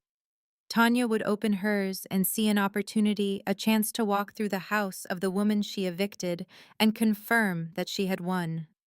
And Celeste would see the invitation on the counter and ask if they were going, and Vernon would nod, and she would put on a dress and follow him through a door she had never entered, into a room full of people she had never met, carrying questions she had been holding since the night she found a blue notebook behind the kitchen pipes. Before I tell you what happened inside that room, before the first voice speaks and the first truth lands, are you still with me? If so, comment whether you think Celeste will stand with Vernon or walk away and tell me why in 1 sentence. A quick note. The next part includes some dramatized details shaped for emotional impact. What matters is the truth underneath. 5 days before the party, Constance Greer arrived. She came in the late afternoon when the February light was thin and gray through the bay window. Constance Greer, 61. A retired family court mediator who had spent 30 years listening to both sides of a marriage and could identify which one was lying before the second sentence was finished, sat in the armchair by the fireplace with her coat still buttoned, as though she had come to confirm a single fact and would leave the moment she had it. "What do you want me to do at the party?" she said. No preamble, no small talk. Sterling had briefed her. She knew the shape of it, the eviction, the contributions, the contradictions, the recording. She did not know the details because I had not shared them. What she knew was that a woman had been removed from her own house by a man who claimed she had contributed nothing, and that 63 people were about to hear the evidence that proved otherwise. "I need you to be the first voice," I said. "Not mine. Mine will sound like anger even if I keep it steady. Not Garrett's. His will sound like a son defending his mother. Yours will sound like someone who walked into a room and simply described what she saw. In the ICU, the person who calls the code is never the person who performs it. The caller stands at the door and sees the whole room, the patient, the monitors, the team, the family in the hallway. The caller names the emergency. That is what I was asking Constance to be. Not the surgeon, not the defibrillator. The voice that says, I see what is happening here and it needs to stop." Constance nodded once. Not impulsively, the nod of a woman who had mediated 400 divorces and understood exactly what it meant to speak first in a room full of tension. "What should I wear?" she asked. I looked at her for a long moment. I thought about the first day I walked onto the ICU floor at Charlotte Memorial, 28 years old, terrified, wearing white scrubs, because that was the policy, and because white meant something. It meant clean hands. It meant no agenda. It meant I am here to tell you the truth, even when the truth is the hardest thing in the room. "White," I said. Constance stood, buttoned her coat, and walked to the door. She turned back once. "You know they will come," she said. "Vernon will come because he thinks he has nothing to hide. Tanya will come because she thinks she has already won." I nodded. "And Celeste?" she asked. I thought about the woman in my old kitchen emptying a bowl under a sink that had been leaking since the day I left. "Celeste will come," I said, "because she has already started asking questions she does not want the answers to." Boyd Lancaster spread the legal file across his glass desk and said the one thing a lawyer should never say to a client who has already made up her mind: "You would win." I had driven to his uptown office 3 days before the party, with the questions Celeste was asking still turning in my head. She was not the only one asking questions now, but hers were the ones that mattered most because they came from inside the house. Boyd's office sat on the 14th floor of a glass tower on South Tryon Street, the kind of building where every surface reflected something: the skyline, the clouds, the face of whoever sat across the desk. He had the file open between us, arranged like evidence at trial, and he walked me through it the way he must have walked 100 clients through 100 cases. "Mortgage payments totaling $108,800, he said, tapping the first column. "Kitchen renovation, $47,000. Paint garden exterior upkeep, $23,500. All documented, all time-stamped, all corroborated by third-party witnesses." He turned the page. "Combined beneficial interest just under $180,000 contributed to a property titled solely in your husband's name. I have drafted a beneficial interest claim. This is not a guess, Lorraine. You would win." He said it the way surgeons say the operation was a success, with the quiet confidence of someone who has counted every variable and found none that could reverse the outcome. The filing sat beside the folder, already printed, already formatted, already waiting for a signature. I looked at the pen on his desk. Sterling silver with a black cap. The kind of pen that costs more than most people's grocery bill because it is designed to sign things that cannot be unsigned. I did not pick it up. "I don't want to sue him, Boyd." He set the pen down slowly, the way you set down an instrument in the ICU when the patient has made a decision you did not expect. "You have a case that most family lawyers would frame on their wall," he said. "I know. A judge would look at these numbers and these witnesses and these receipts and rule in your favor before lunch. I know that too. A court can return money. A court can divide assets. A court can order a man to write a check and call it restitution. But a court cannot make 63 people sit in a living room and watch that man's face when he hears his own voice played back to him from a recording he did not know existed. A court delivers a judgment, a piece of paper filed in a cabinet that nobody reads twice. What I wanted could not be filed. What I wanted was a room full of witnesses who would never forget what they heard. A court gives you a judgment, I said. I want something a court cannot deliver. Boyd leaned forward. What does a court not deliver? 63 people looking at him while the truth plays out loud. He was quiet for a long time. The office hummed with the sound of climate control and the distant murmur of traffic 14 floors below. I could smell the leather of his chair and the faint bitterness of coffee that had gone cold an hour ago. You understand, he said carefully, that if you do this, if you hold a gathering and present evidence in front of witnesses instead of filing in court, you lose the element of surprise for any future litigation. He will know what you have. His attorney will know what you have. Good, I said. I want him to know. I want every person in that room to know. And I want him to look at their faces while they learn it. Boyd picked up the pen, turned it once between his fingers, and set it back down. So what do you want me to do at the party? Stand there, I said. When the numbers come out, all of them. The contributions, the equity loan, the trust. If anyone in that room looks at Vernon and says, I am making it up, I want you to say 4 words, I have the documents. He nodded. Not the nod of agreement, the nod of a man recalibrating his understanding of the woman sitting across from him. You are richer than him and his daughter combined, he said. The trust alone is worth more than 3 of that house. You know that. I know, that was never the point. Boyd looked at me the way doctors used to look at me when I made a call in the ICU that went against protocol, but saved the patient half admiration, half fear that I might be right for reasons he had not yet understood. You are going to stand in a room full of people, he said, and instead of presenting a winning lawsuit, you are going to present the truth and let the room decide. That is exactly what I'm going to do. He closed the file. The sound was soft paper, settling against paper, a legal case being shelved, not because it was weak, but because the woman who owned it had found something stronger. I stood and walked to the window. Uptown Charlotte spread below the banking towers, the construction cranes, the crawl of afternoon traffic along Trade Street.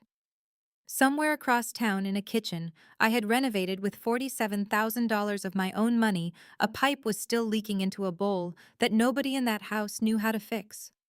Somewhere in that same house, Celeste was living with a man whose name was on a deed that should have carried 2 signatures. And somewhere in a drawer, an invitation to a housewarming party sat waiting to be answered. I never needed that house, I said, still looking out the window. I needed everyone in it to know what it cost me, and who took it without asking. I walked out of Boyd's office with the legal file still in my bag, unsigned, unfiled, unnecessary. 3 days from now, 63 people would walk into my living room, expecting a housewarming. Vernon would bring wine, Tanya would bring a smile, and I would bring every receipt, every recording, every contradiction, every name on a list that had taken 11 months to build. The party started Saturday. Today was Wednesday, and across town in that kitchen, the pipe was still dripping. Tanya Ellsworth walked into my living room at 7 o'clock on a Saturday evening, looked at the vaulted ceiling and the 63 people standing beneath it, and said loud enough for every one of them to hear, "Nice place for a woman your age." Saturday had arrived the way all inevitable things arrive quietly without negotiation. I had spent the morning arranging chairs and setting glasses on the kitchen island and placing a speaker on the bookshelf where it could not be missed. The unsigned legal file sat in my bedroom closet. I did not need it. Everything I needed was already in the room. Vernon came through the front door first, carrying a bottle of red wine, like a man arriving at a celebration. He wore the gray sport coat I had dry cleaned for him every spring for 19 years. His smile was wide and practiced the smile of a man who had walked away from a marriage with the house, the equity, and the assumption that no one would ever ask how. Then he saw Wade Norris, standing by the fireplace. The smile stayed on his face, but something behind it shifted. He looked left and saw Clyde Hampton near the kitchen doorway, arms folded watching. He looked right and saw Sterling Garrett, by the window, one hand resting on the jacket pocket, where a folded piece of paper sat like a loaded weapon. Vernon's eyes moved from face to face: the plumber, the hardware store owner, the pastor, and for 3 seconds I watched a man try to understand why every person he recognized was already in position. Tanya followed him in. She wore a navy dress and heels that clicked on the hardwood with the confidence of a woman who believed the war was over and she had won. She scanned the room the way she scanned every room, looking for who mattered, who could be charmed, who could be dismissed. Her remark about the house landed exactly as she intended it, as a compliment wrapped around an insult designed to remind me that a 67-year-old woman living alone in an $850,000 house was either lucky or lying. Celeste came in behind them. She wore a dark green dress and flat shoes, and she did not speak. She stood near the door with her hands clasped in front of her, and her eyes moved across the room with the quiet attention of someone who had been reading a blue notebook for months and was beginning to understand what it meant. I set my glass down on the mantel. Not hard, not soft. The way I used to set down a patient chart before delivering news that would change a family's understanding of everything they thought they knew. Good, I said. Say everything you came to say. I want witnesses. 4 words. In the ICU, I used to say something similar when a procedure required documentation. I need a second nurse in the room. It meant the same thing. Whatever happens next, someone else needs to see it, because one voice can be questioned, but 63 cannot. The room went silent. Not the silence of surprise, the silence of recognition. 61 people in that room already knew why they were there. They had been briefed. They had agreed. They had driven across Charlotte on a Saturday evening, not for wine and small talk, but to stand as witnesses in a living room that was about to become something no courtroom could replicate. Vernon laughed. It was a short, reflexive sound, the laugh of a man who does not yet understand that the ground beneath him has already opened. "Lorraine, what is this?" he said. I did not answer him. I did not need to. Because Constance Greer stepped forward from beside the bookshelf, white blouse, white slacks, exactly as I had asked, and the room turned toward her the way a jury turns toward a witness who has been sworn in. Constance had never met Vernon before tonight. She had never sat across from him at a dinner table or listened to him explain why the mortgage was not his responsibility. She had never watched him sign a deed that should have carried 2 names. And that was exactly the point.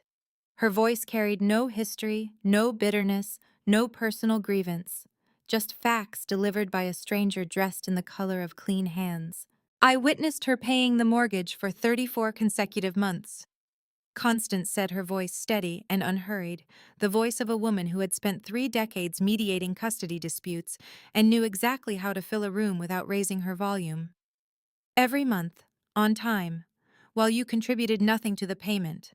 I stayed silent because she asked me to. She is not asking me to stay silent anymore. Vernon's mouth opened. Now hold on. You did not finish what you said last time, Constance said without looking away from him. So do not start this time. The room did not make a sound. The smell of wine and perfume and the faint warmth of 63 bodies in a closed space hung in the air like humidity before a storm. I could taste the tannin from the glass I had set down sharp and dry on my tongue. Tanya looked left. Wade Norris was watching her. She looked right. Clyde Hampton was watching her. She looked past Constance toward the window where Sterling had taken the notebook from his pocket and was holding it openly now, not reading from it yet, just holding it the way a man holds a document he has been waiting 18 months to deliver. Every face in the room was turned toward Vernon, and not one of them looked surprised. Tanya's expression changed. It was subtle, a tightening around the jaw, a flicker behind the eyes, but I had spent 30 years reading faces in the ICU, and I knew exactly what it meant. She had just realized this was not a housewarming party. This was a courtroom. And every guest was a witness who had been seated before the defendants arrived. Vernon stood in the center of my living room with his mouth open and no words coming out. 63 people watched him search for a sentence that would not come. Then Sterling reached into his jacket pocket and pulled out a folded piece of paper.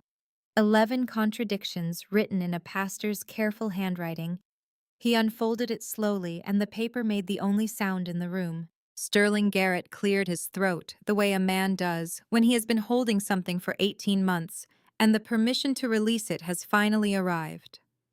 He held the unfolded paper at arm's length, the way a preacher holds scripture, not because he needed the distance to read it, but because what was written on it deserved the formality of being presented, not glanced at. The room was still, 63 people breathing and not one of them making a sound louder than the paper in Sterling's hands.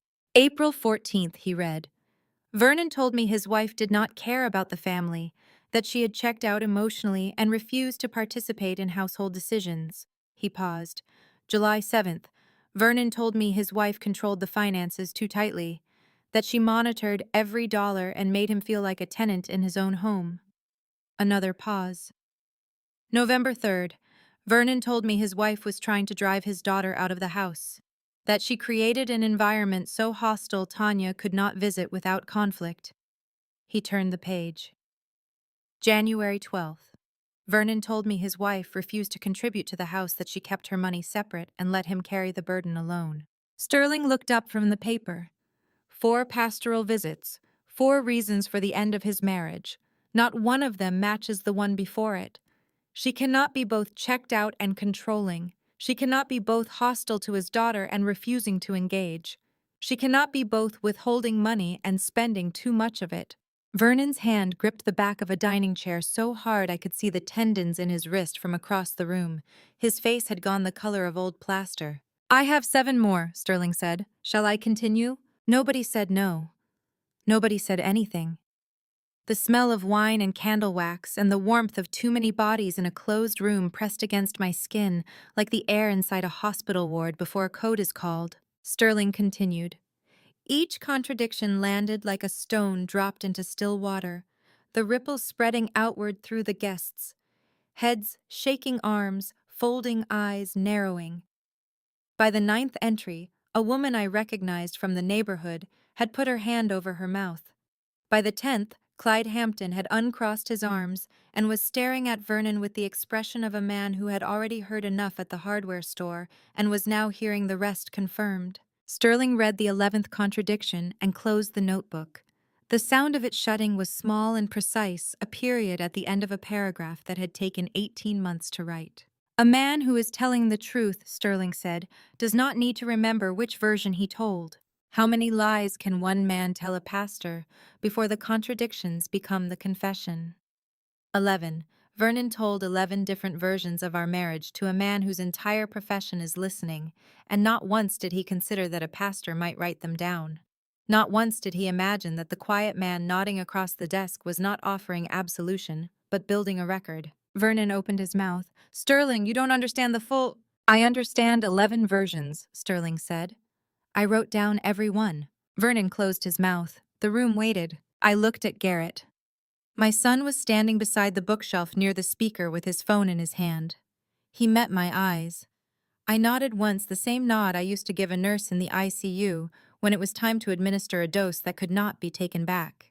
Garrett connected his phone to the Bluetooth speaker and pressed play. The first sound was ambient, the hiss of a phone recording in a room with poor acoustics.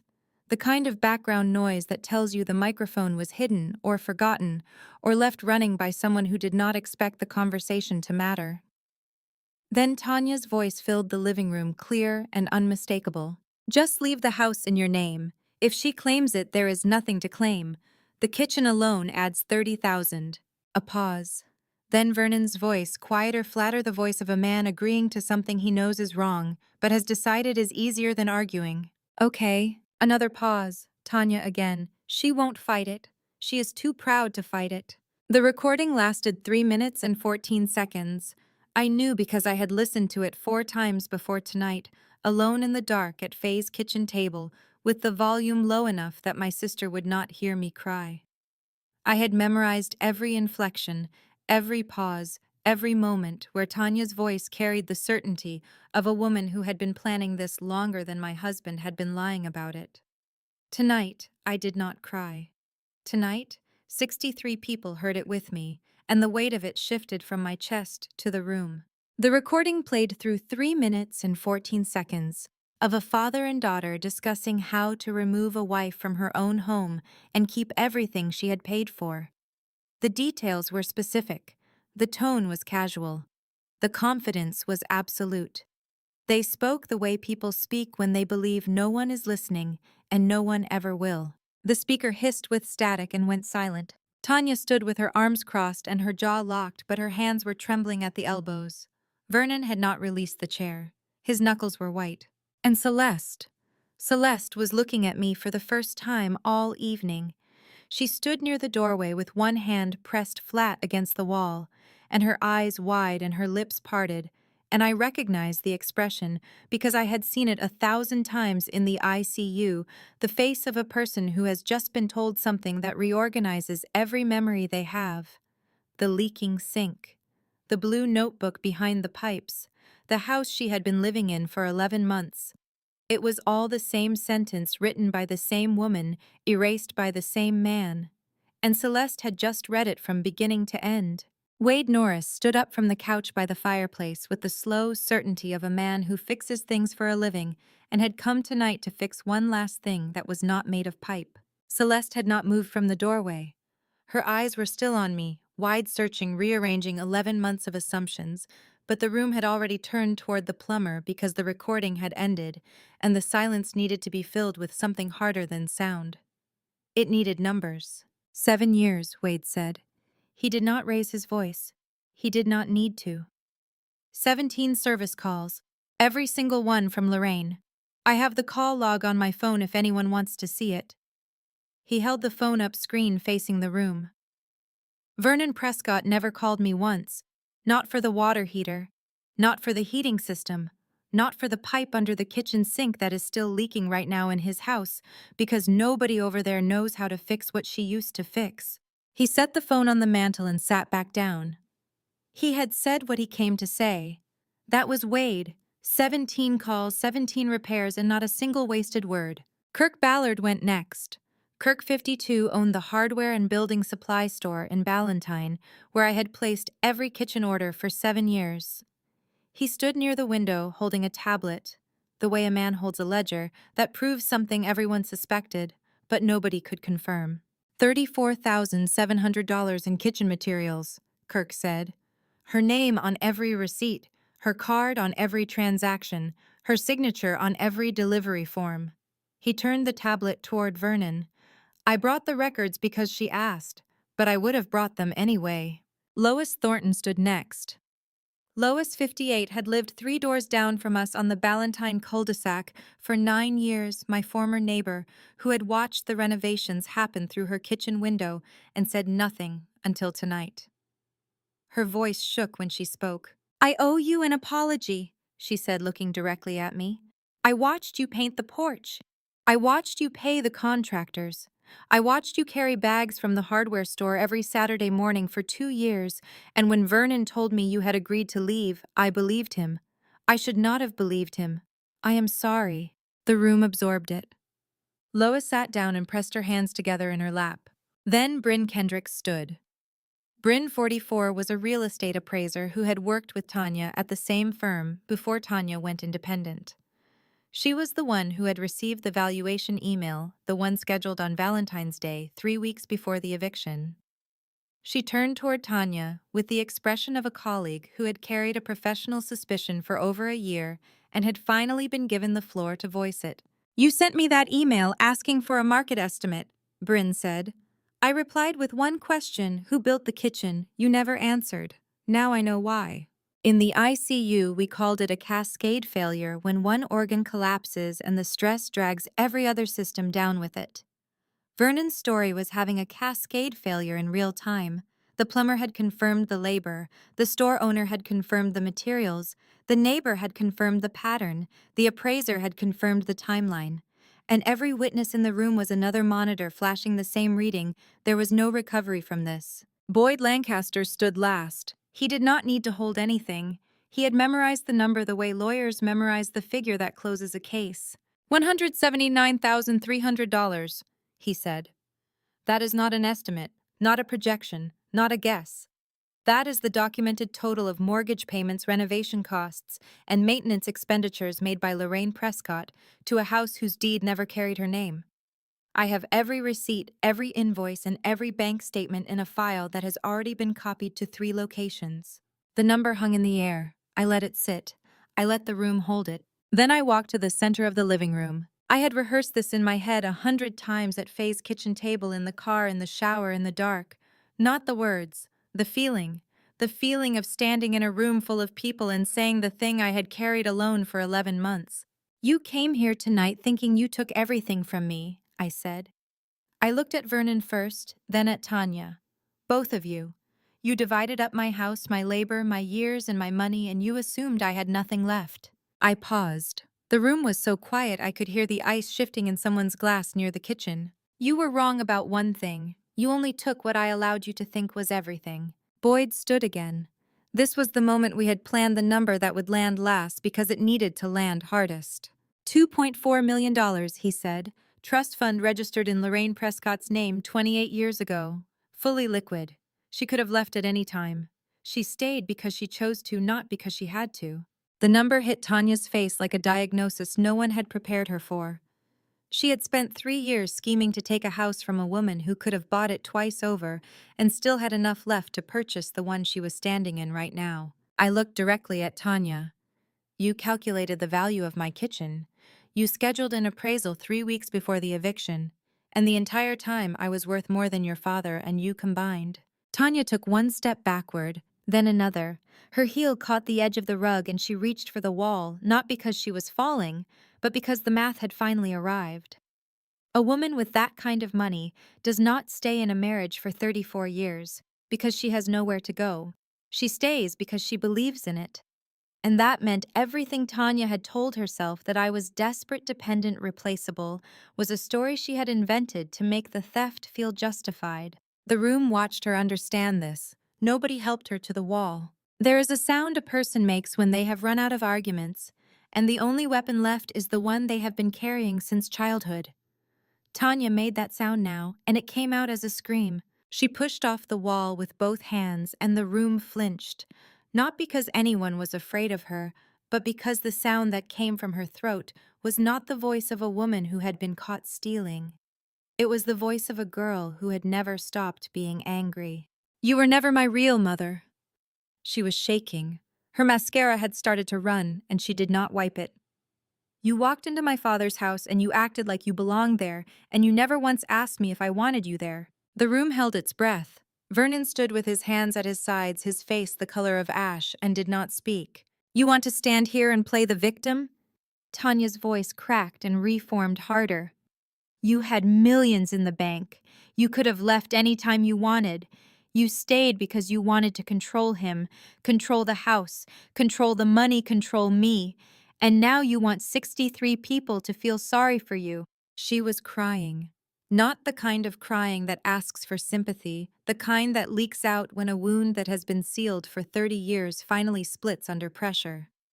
Beneath the 3-year conspiracy, beneath the valuation emails and the equity loan and the recording, there was a 12-year-old girl standing at the top of a staircase watching her father bring a new woman into the house where her mother used to live.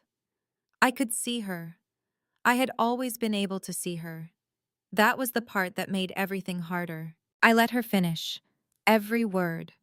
"In the ICU, the families who scream the loudest are the ones who are the most afraid. You do not interrupt fear. You let it exhaust itself, and then you speak because what you say next will be the only thing they remember when the screaming is over." Tanya ran out of words, the way a storm runs out of wind. Not all at once, but in pieces, each sentence shorter than the last, until she was standing in the middle of my living room, with her chest heaving, and nothing left to throw. I waited 3 seconds. I counted them the way I used to count seconds between ventilator alarms. 1, 2, 3. Because timing is everything when a life is on the line. "No," I said, "I was never your real mother." The room tightened. I could feel it, 63 people bracing for what came next. "I was just the woman who sat beside your hospital bed for 11 days in 2013 and made sure you kept breathing." Tanya went still. Not the stillness of composure, the stillness of a body that has received information it does not know how to process. Room 614, I said. Charlotte Memorial. Fractured pelvis, internal bleeding, 2 collapsed lungs. You were 29 years old and unconscious for 8 of those days. The attending physician was Dr. Randall. He worked the trauma rotation that month. I was the head nurse assigned to your floor. The room did not breathe. I adjusted your medication every 4 hours. I monitored your oxygen saturation when it dropped below 92 at 3 in the morning, and the night nurse had not noticed. I sat in the chair beside your bed and read to you from a magazine I found in the waiting room, an old copy with recipes and garden tips, and an article about bathroom tiles, because the research says patients in induced comas can sometimes hear, and I did not want the only sound in your room to be the ventilator. Room 614. I still remember the number. I remember the sound of that ventilator, the rhythmic push and release, the mechanical breath that kept her alive while her own lungs learned to work again. I remember the smell of antiseptic and saline and the institutional soap they stocked in the ICU bathrooms. I remember her fingernails painted red chipped at the edges, the last thing she had done before the accident that nearly killed her. I remember the weight of that magazine in my hands and the feeling of reading aloud to a woman who could not hear me and who 13 years later would stand in a room and scream that I was never her mother. I did not tell you, I said. I did not tell Vernon. I did not tell anyone in this room until right now. I paused. Because in the ICU, you do not save a life to win an argument. You save a life because it is a life. The silence that followed was not like the silence after the recording. That silence had been stunned. This one was sacred. The difference is the same as the difference between a room that has heard bad news and a room that has witnessed something it cannot undo. Tanya turned away from me. She walked to the window and put both hands flat against the glass, and her shoulders shook once, and then she was still. She did not turn back. She did not speak. Whatever was happening inside her was not something 63 witnesses could reach. Vernon had known about the accident. He had visited the hospital, but he had never known the name of the nurse who sat beside his daughter's bed for 11 days, reading recipes to a woman who could not hear them. He looked at the floor and his lips moved, but no sound came out. Nobody spoke. Not Constance, not Sterling, not Boyd, not Garrett, whose eyes were wet and whose hands were pressed against his knees.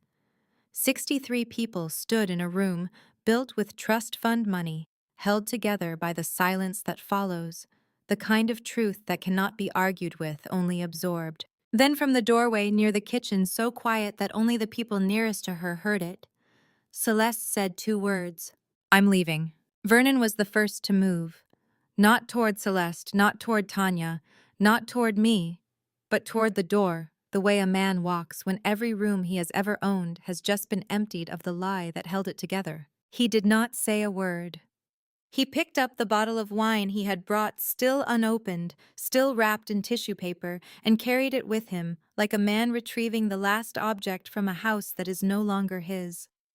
The front door opened. The March air came in, cool and sharp with the smell of wet azaleas from the garden. He walked down the porch steps and into the driveway without turning around. Tanya followed. Her heels struck the hardwood in quick, stiff beats, the sound of someone leaving before they can be told to leave. She did not look at me. She did not look at anyone. She passed through the doorway, and the night swallowed her navy dress and her trembling hands, and whatever was left of the story she had told herself about who I was. Celeste was the last one at the door. She had been standing in the kitchen doorway since she said those 2 words, and now she moved through the living room, slowly passing between the chairs and the guests who parted for her without speaking. She reached the threshold and stopped. She turned back. Her voice was steady, not angry, not broken, just clear the way a voice sounds when it has finally decided to say the thing it has been holding for months. I moved into a house I thought was his, she said. I cooked in a kitchen I thought he built. I emptied a bowl under a sink every morning that I thought was his problem to fix. She paused. Her eyes found mine across the room. Tonight I realize I have no house of my own. I looked at her. This woman who had lived in my old kitchen for 11 months, who had found the blue notebook behind the pipes, who had Googled my name and discovered the career I never mentioned, who had watched the water drip and wondered why no one came to repair it. She had not asked to be part of this story. She had walked into it the way patients walk into the ICU, without choosing, without understanding, carried there by someone else's decisions. Then fix that, I said. 2 words. The same 2 words I had said to 100 families when the worst was over, and the only question left was what came next. Celeste nodded once. She did not look at Vernon, who was already at the car with the engine running. She did not look at Tanya, who was standing by the passenger door with her arms folded against the cold. She walked down the porch steps, reached the driveway, and turned left where they turned right. She turned left where they turned right. That is the whole story of Celeste Romero. In one sentence, a woman who arrived in someone else's life, lived in someone else's kitchen, emptied someone else's bowl every morning, and tonight, for the first time, chose her own direction. She disappeared into the dark on foot alone, heading toward the main road, and I did not know where she was going. I did not need to know. She had made a decision, and in the ICU, a decision is the first sign that a patient is going to survive. The front door closed. The car pulled away. The room held 58 people, and the particular stillness that follows an event no one has a name for yet. Then Lois Thornton clapped. Twice. Alone. The sound was sharp in the silence, not applause, not celebration, but the particular sound of a woman who had watched through her kitchen window for years and never said a word, finally saying one. A few others joined, not everyone, not loud, just the slow, scattered rhythm of people who had been silent finding a way to correct their silence. It lasted maybe 10 seconds and then it faded, and what replaced it was something quieter and more permanent, the sound of 60 people breathing together in a room where the truth had been spoken and could not be taken back. Garrett walked toward me from beside the bookshelf. My son, 34 years old, broad-shouldered eyes, red hands shaking, crossed the living room and put his arms around me. My son was crying into my shoulder in a house I had bought with money. His father never knew existed, surrounded by people who had just watched me dismantle a lie that took 3 years to build. And the only thing I felt was the weight of his arms, which was the same weight they had been when he was 4 years old and afraid of thunder, and I would hold him on the couch until the storm passed. Some weights do not change. Some weights are the only thing that stays constant, while everything else shifts. I thought I was saving you, Mom, he said. His voice broke on the word mom, the way it used to break when he was 16 and trying not to cry in front of me. The whole time, the emails, the recordings, the legal file, I thought I was the one saving you. He pulled back and looked at me. You saved yourself from day one. You saved yourself before I even knew you needed saving. You did not save me, Garrett, I said. I put my hand on his face. You witnessed me. That is what I needed. Not a rescue, a witness.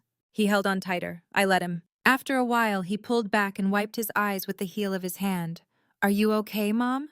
I looked at the living room, the empty space where Vernon had stood, the chair Tanya had gripped, the doorway Celeste had walked through alone.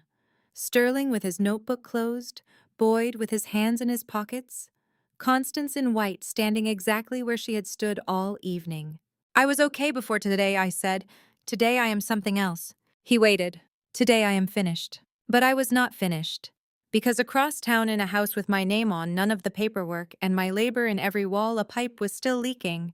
And in 3 weeks, the whole house would start to prove what happens when you remove the woman who held it together.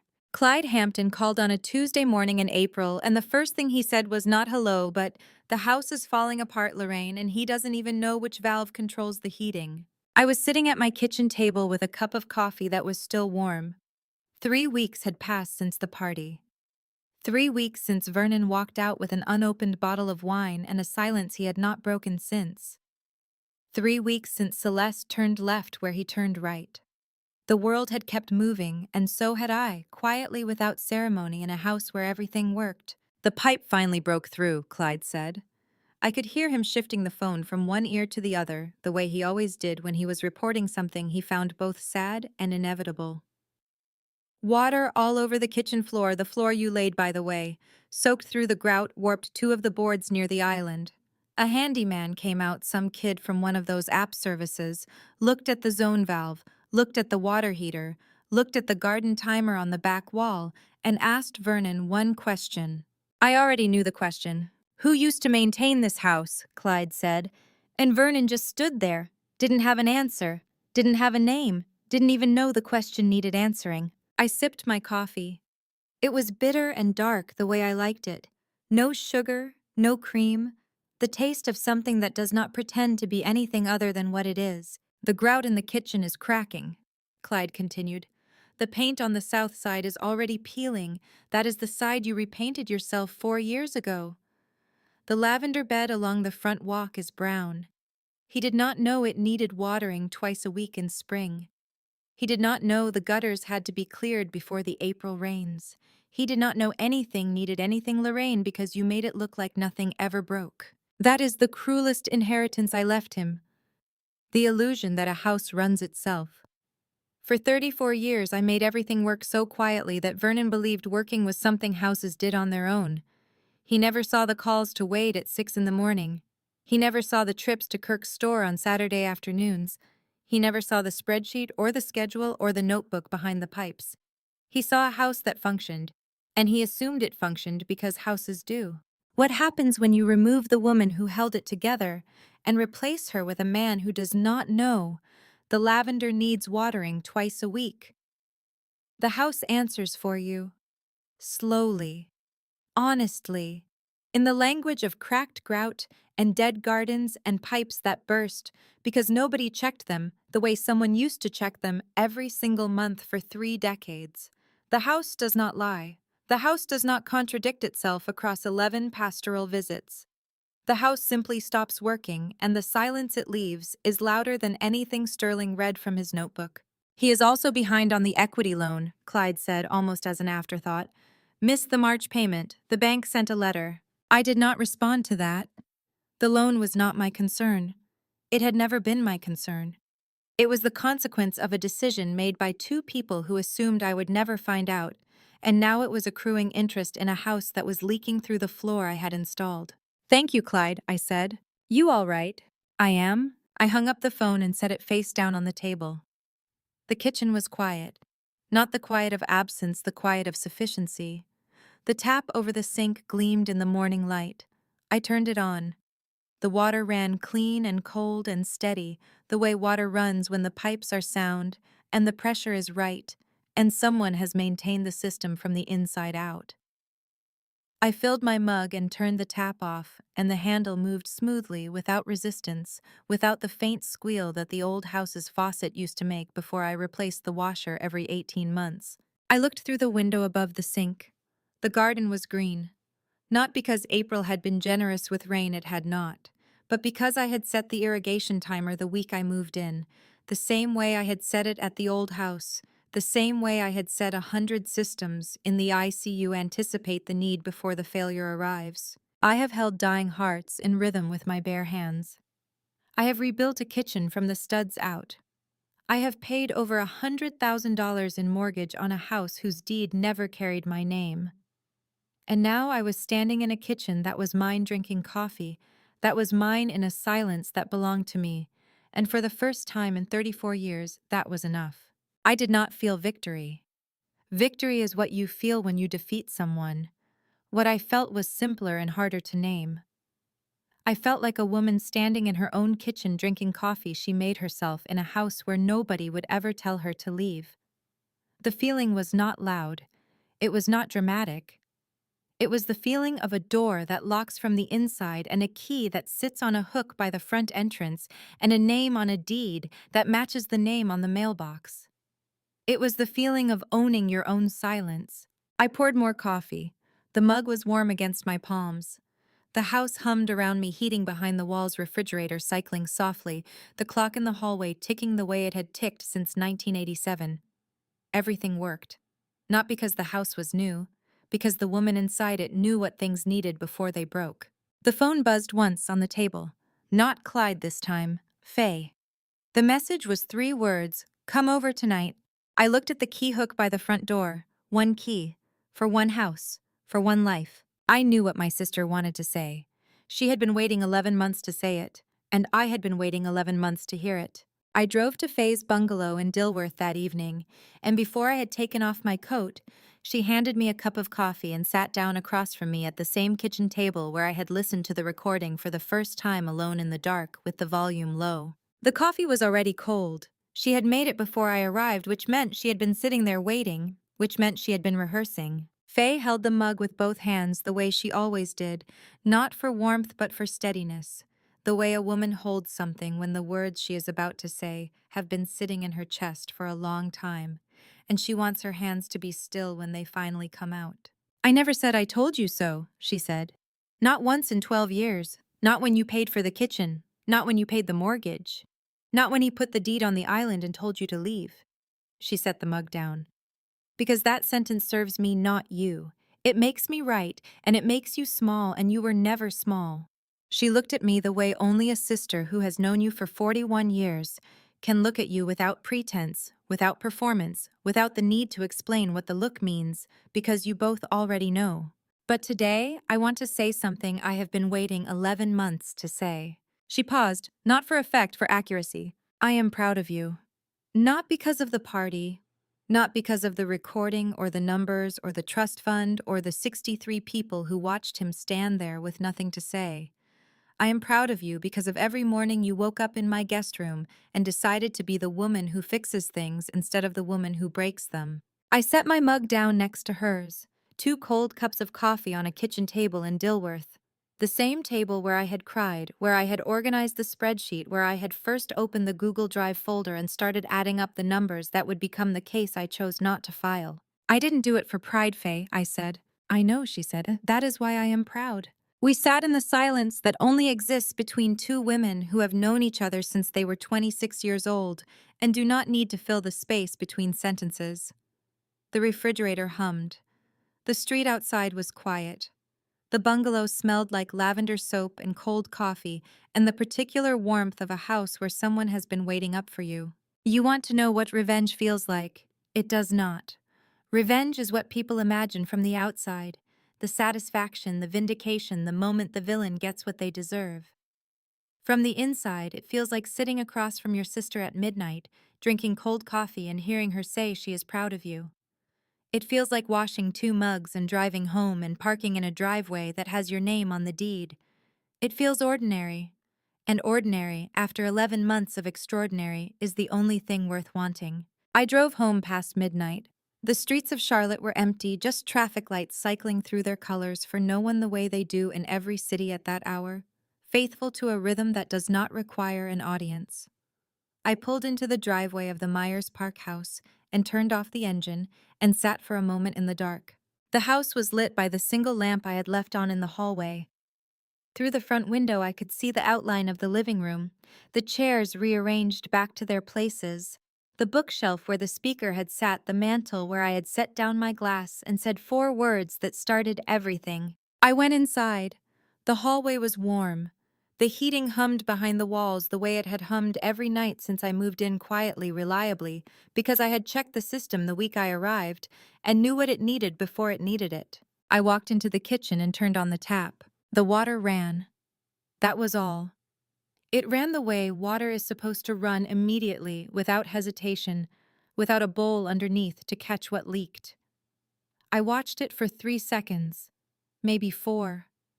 The sound was clean and constant, the sound of pressure moving through pipes that were sound through joints, that were tight through a system that worked because someone maintained it. Then I turned it off. That is not a metaphor. That is plumbing. And plumbing is the most honest thing in a house.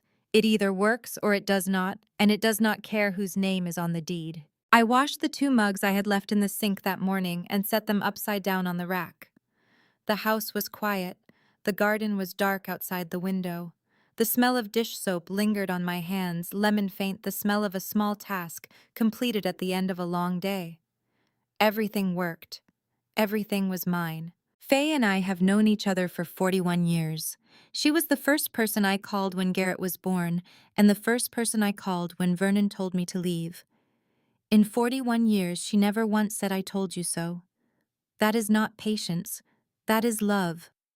And love, I have learned, is the thing that waits until you are ready to hear what it has been holding. I walked to the front door. The brass hook was at eye level, small, simple, screwed into the wood by my own hand the week I moved in. I took the key from my pocket and hung it on the hook. It caught the lamplight the way the old key had caught the morning light on Vernon's kitchen island a year ago. But that key opened someone else's door. This key opened mine. I turned off the lamp. The house settled into the dark, the way houses do when they are finished for the night. One creak, one sigh, one long exhale of wood and warmth and silence. I stood in the hallway and listened to my house breathe. Then I went to bed. My key, my hook, my door. And to you listening to my story, remember this. I spent 34 years keeping a house alive for a man who never once asked how it worked. I paid the mortgage, rebuilt the kitchen, fixed every leak, and when he handed me a deed and told me to leave, I walked out without a word. My mistake was not that I gave too much. My mistake was believing that giving everything would be enough to make someone see your worth. Do not wait for someone else to recognize what you bring to the table. Know it yourself. If there is one thing my years in the ICU taught me, it is this. You cannot save someone who does not want to be honest, but you can always save yourself. I never needed that house. I needed to stand in a room full of witnesses and let the truth speak for itself.